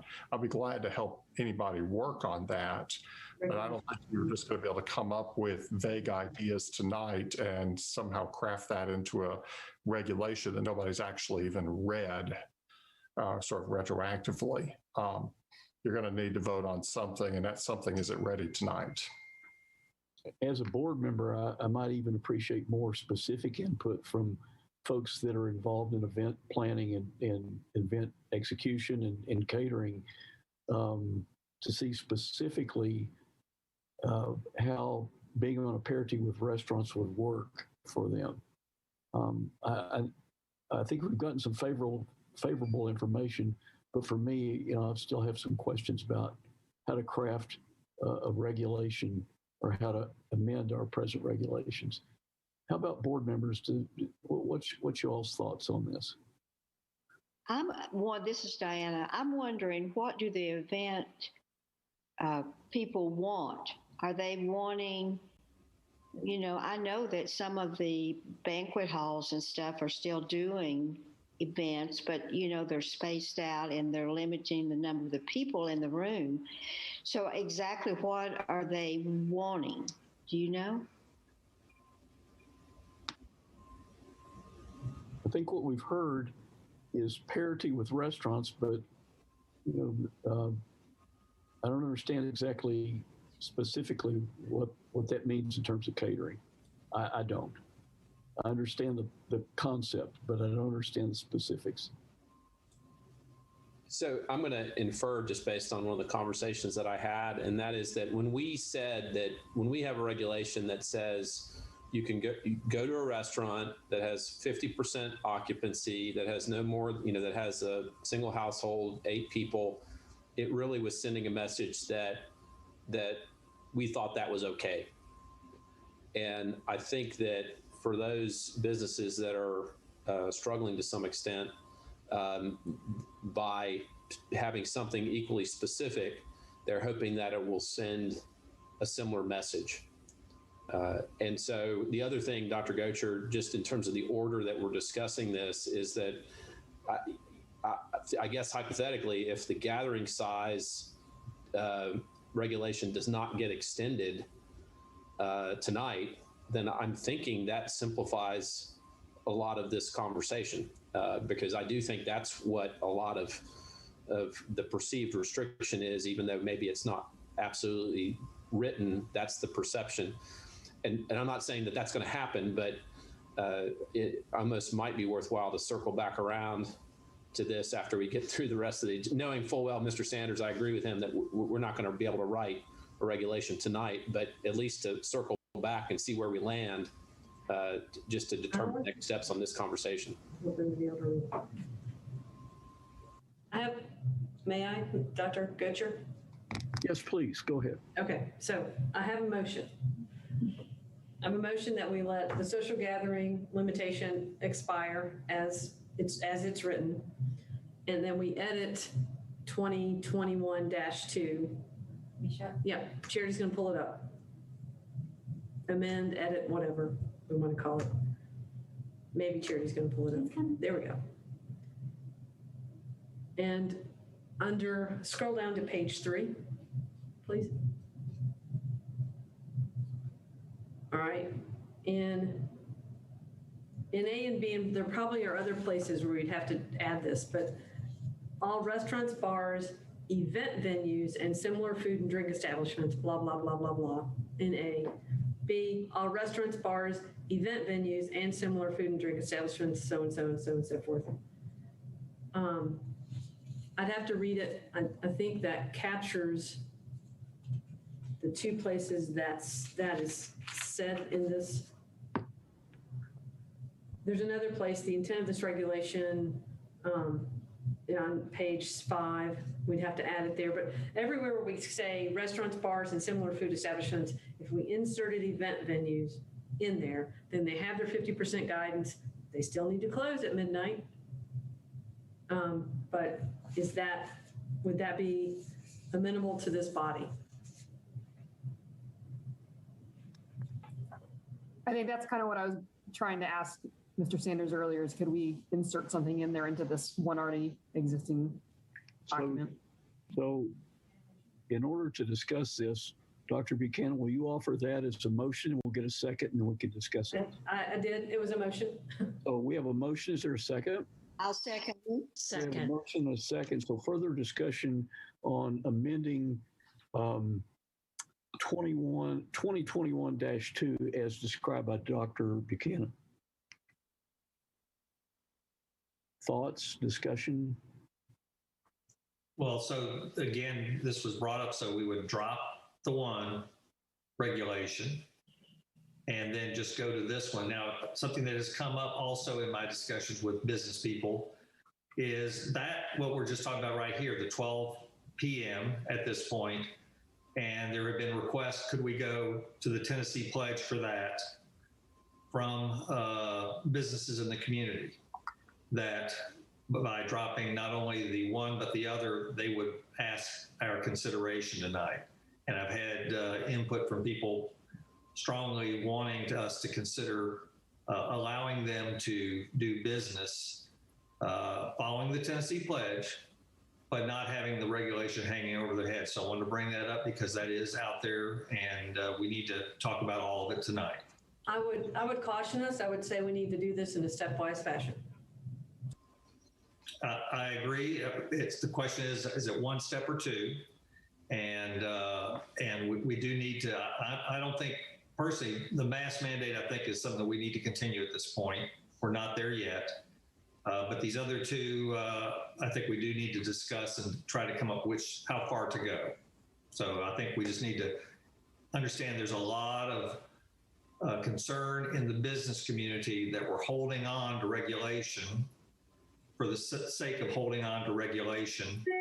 And they keep bringing up what Nashville's doing, their new regulation as of this week, what else is going on. You know, so again, this is assuming, though, that the Tennessee Pledge is their foundation and that they would, again, pledge to follow that. So, Dr. O'Brien, if we're talking about closure times, does the Tennessee Pledge directly address that or not? The Tennessee Pledge has no occupancy limits, nor does it have any closure. Again, it's not a regulation at all. It's not a regulation. It is recommendations, 6 feet spacing, those sorts of things. It is not a regulation. But without any occupancy limits or closures or any of that stuff. That's true. So, Dr. O'Brien, do you have knowledge of how Davidson County is handling this or changing this regarding specifically closing times? 2 a.m. is the new one. So they have not gone by the Tennessee Pledge, which would make it 3, 4, whatever, but they've come up with 2. That's the newest one that the Metro Health Board and the mayor put in place. They just I don't see a time limit in the regs for restaurants in the Tennessee Pledge. I could be overlooking it, but there is none. There is none. No, yeah. I agree. I'm just bringing to everybody, we need to discuss what the public is asking and what we're talking about and where we need to go. We have the balance of relatively good numbers. We have business concerns where people are asking our help. And so we've got to balance that. Again, Nashville went from midnight to 2 a.m. just in the last week. So that's just something I want to bring up for us to talk about. And throughout this, Nashville, it's tended to be much more strict than we have here in Knox County. What is Hamilton County doing? Dr. O'Brien, do you have any idea on that one? I didn't see any time on anything down there is what They have a mask mandate. They have mask mandate, and that's it. Yeah. They just have masks and they do the Tennessee Pledge is all I understand.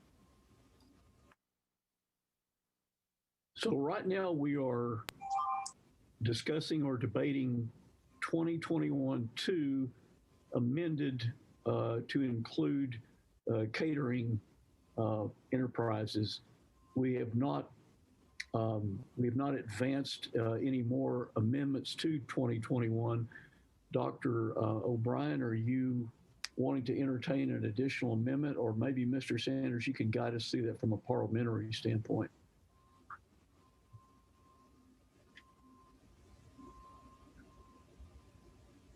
Sorry, it took me a second to find my button. I think that Dr. O'Brien would need to offer this as an amendment if this is what he wants to do. As long as I have your all's attention for a second, I think that you also, if you're going to go with Dr. Buchanan's suggestion and alter the language in sections 2A and 2B of this regulation, you probably need to do this, reflect the same change in section 2C. But also, and finally, I would say that as has been your practice, this regulation actually expires tomorrow anyway. As has been your practice, I think the better thing to do is, although you're talking about amending this, is to actually make this a new regulation if you choose to go this way, and just simply allow 2021-2 to expire and make a new regulation in its place with the same language, with the exceptions of whatever you all vote on, 2021-whatever you're up to now. What I was talking about, the 2 a.m. that Nashville does, we do not have the same business market that they do in Nashville with all the nightclubs and all. I know that we would want to, I don't know that I personally need to move something to 2 a.m. in Knoxville versus what all the business does in Nashville.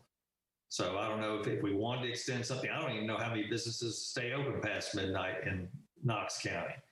But, we could maybe cut it in half and go with 1 a.m. for those few that are open, just to give them some more business time. So just something to discuss. I'm not putting out yet as something to put in there, but see what people think. So board members have question, and maybe Ms. Romer or Mayor Jacobs may have more of a pulse on this. How late do businesses stay open? How late do bars stay open? Do they stay open till 2 or 3 or 1 or,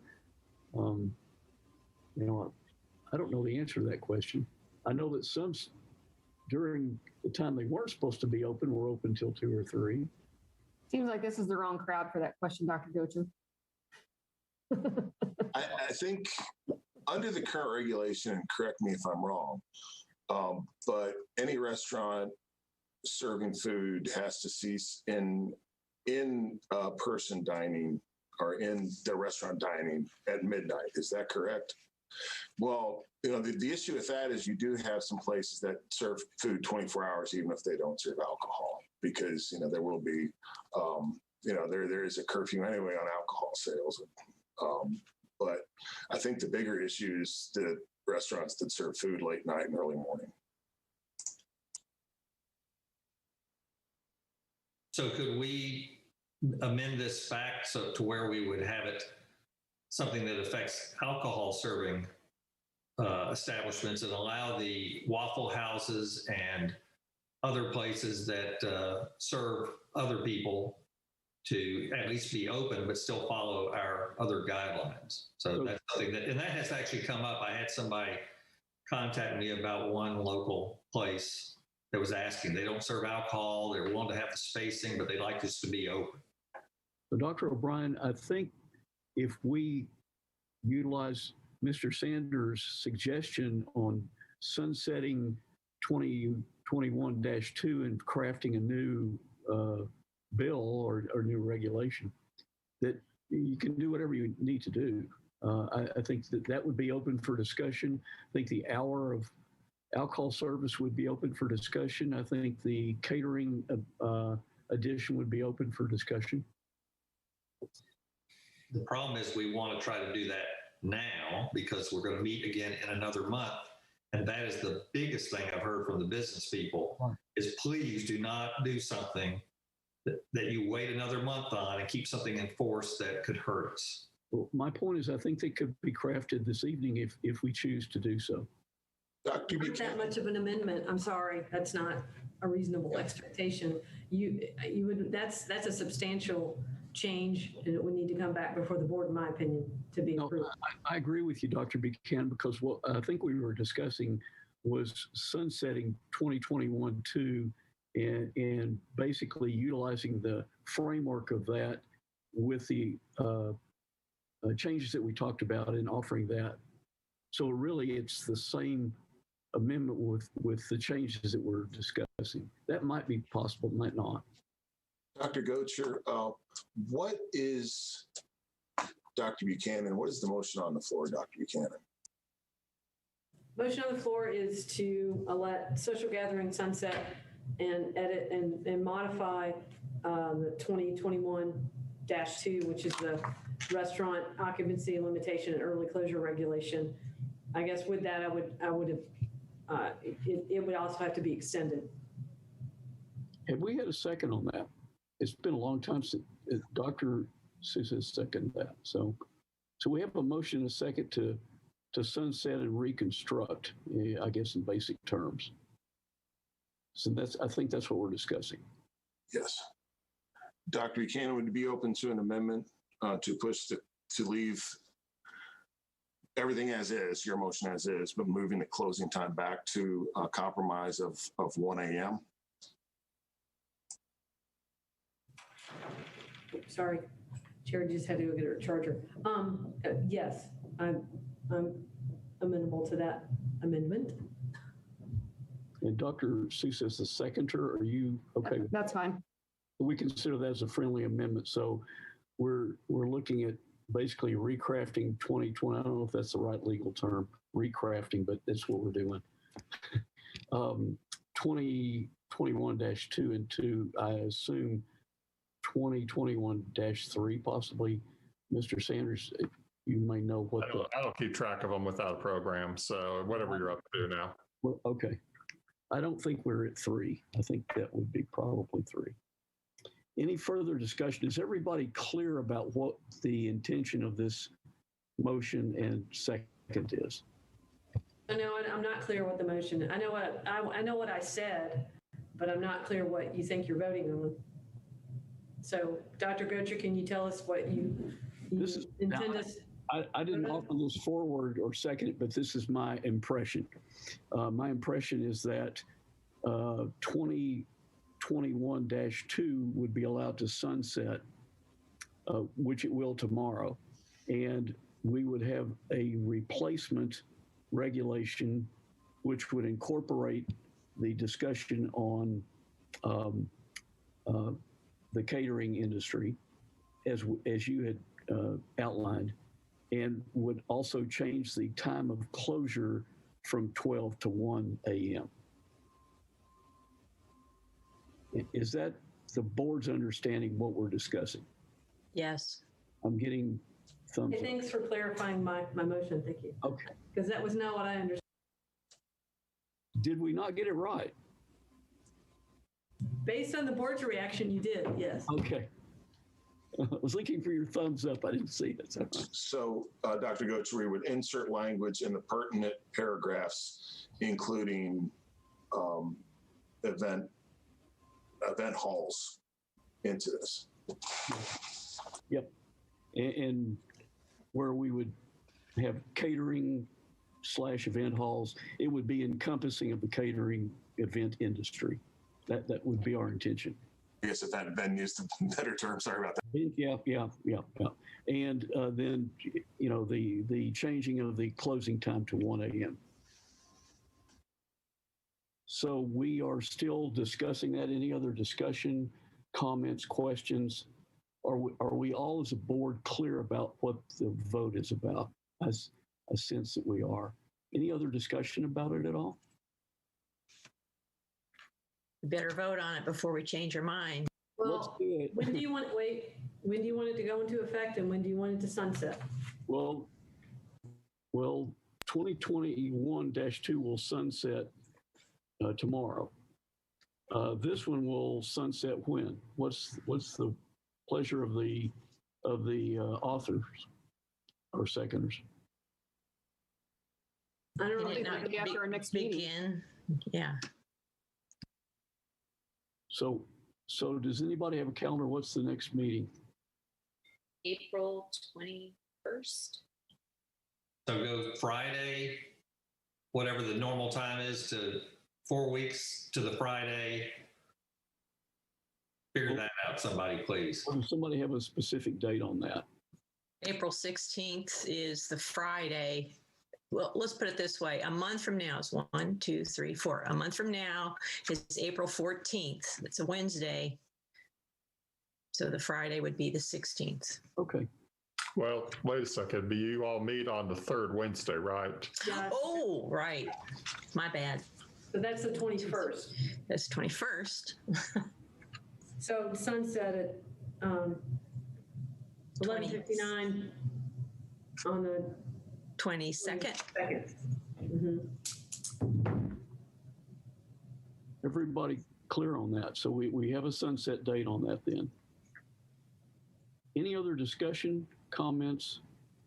Are we ready to vote? I think we are. Ms. Little, if you will conduct a roll call vote for us, please. What question? Are we going to vote on these things separately? One, what we're just talking about, and then letting the social gathering sunset. Does that need to be a separate vote? You don't have to vote on it. If we're just going to let it sunset. That's right. Okay, thanks. No vote required. Never mind. So basically, we're replacing it, but that's our new measure that we're going to have is 2021, probably -3. So we're good. We're all clear on it. Are we ready for a vote? All right. We'll conduct that roll call vote for us. Thank you. Thank you. This is Anderson Little with the Knox County Health Department, and I am ready to take the votes. Dr. Drake. Yes. Okay. Dr. Gocher. Yes. Dr. Hurt. Yes. Mayor Jacobs. Yes. Dr. O'Brien. Yes. Dr. Shamia. Yes. Dr. Souza. Yes. Ms. Wagner. Yes. Dr. Buchanan. Yes. And Ms. Roma. Yes. All right. We have another unanimous pass. Thank you. Thank you. We have passed a new regulation, which will supplant 2021-2. We need to circle back. I think the way our discussion has led us is we were out of order just a little bit. We need to have any discussion that we need on COVID-19 face covering regulation 2020-1. Remember, this one is not sunsetting, so we always open this up for board discussion to see if there's any discussion about it, any problems, any considerations. No discussion necessary. Just None necessary. Exactly. leave it as is. Okay. So the next order of business is going to be item C on review and discussion, and that's COVID-19 social gathering limitation regulation, which expires March 18, 2021. And it's 2020. Yes, sir. It will. We've already discussed that. So it's sunset. Any other discussion on that? It sounds quiet. Okay. So without a motion to advance that, it will be allowed to expire tomorrow then. The next item is any other business that we have before us as a board tonight. Dr. Gocher, do we need to discuss November 10th meeting minutes of 2020? Yes, I'm sorry, Ms. Roma, we have jumped 2 slots on that. So we needed to go back. Remember, there was an error that Dr. O'Brien, I believe, had pointed out in that, and we had approved it, but we were not aware of that change. It was either in time or date, as I recall. So let's open that for discussion. Dr. O'Brien, you may want to just fill us in on that. I'm going to admit something. I did not submit that formally for this agenda, and it was to just change the time. We had the wrong hour listed, and it was to change it to the actual hour that was in place at the time. So I did not submit that in writing. That is on me. So I don't know if we want to do it right now because they'll never put it in writing. It was just a change from 11, from 10 to 11 or 11 to 10. I can't remember even right now. Yep. Actually, we looked at it today, and it was actually in a description of the situation, and I either said or someone wrote down the incorrect time. So it's actually just in the narrative piece of the minutes, needs to be changed from 10 to 11. Because at the time we were at 11 o'clock curfew, and I probably misspoke and said 10. Well, and that was again brought up because of a hearing. Attorneys caught it, and the hearing officer caught it. So if somebody wants to put that in the form of a motion in a second, we can discuss it if necessary and vote on it, and it'll be cleared up. Charity is going to pull up those minutes so I can show you exactly what we're talking about. Okay.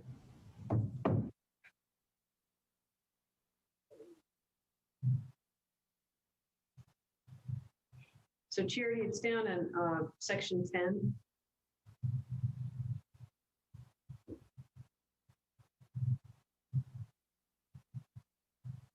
And if you look, Charity, they can't see my screen. Can you show them under B in the narrative piece, if you could highlight 10 p.m. in there? So what we do is change that from 10 p.m. to 11 p.m. to reflect the correct curfew at the time. So I'll make a motion that we amend these minutes to reflect 10 p.m. Instead of 11 p.m. See, that's what I want to say. 11 p.m. instead of 10 p.m. Mayor Jacobs, a second. Have a second. Any discussion on that? Hearing none, I think we're ready for a roll call vote. So thanks, Charity. Conduct that, please. Absolutely. Dr. Drake? Yes. Dr. Gocher? Yes. Dr. Hurt? Yes. Mayor Jacobs? Yes. Dr. O'Brien? yes. Dr. Shmia? Yes. Dr. Sousa? Yes. Ms. Wagner? Yes. Dr. Buchanan? Yes. And Ms. Roma? Yes. Thank you very much. One more full pass. Thank you. Thank you very much. So we've corrected those minutes. I think we've covered all the topics, unless there's something that I've missed.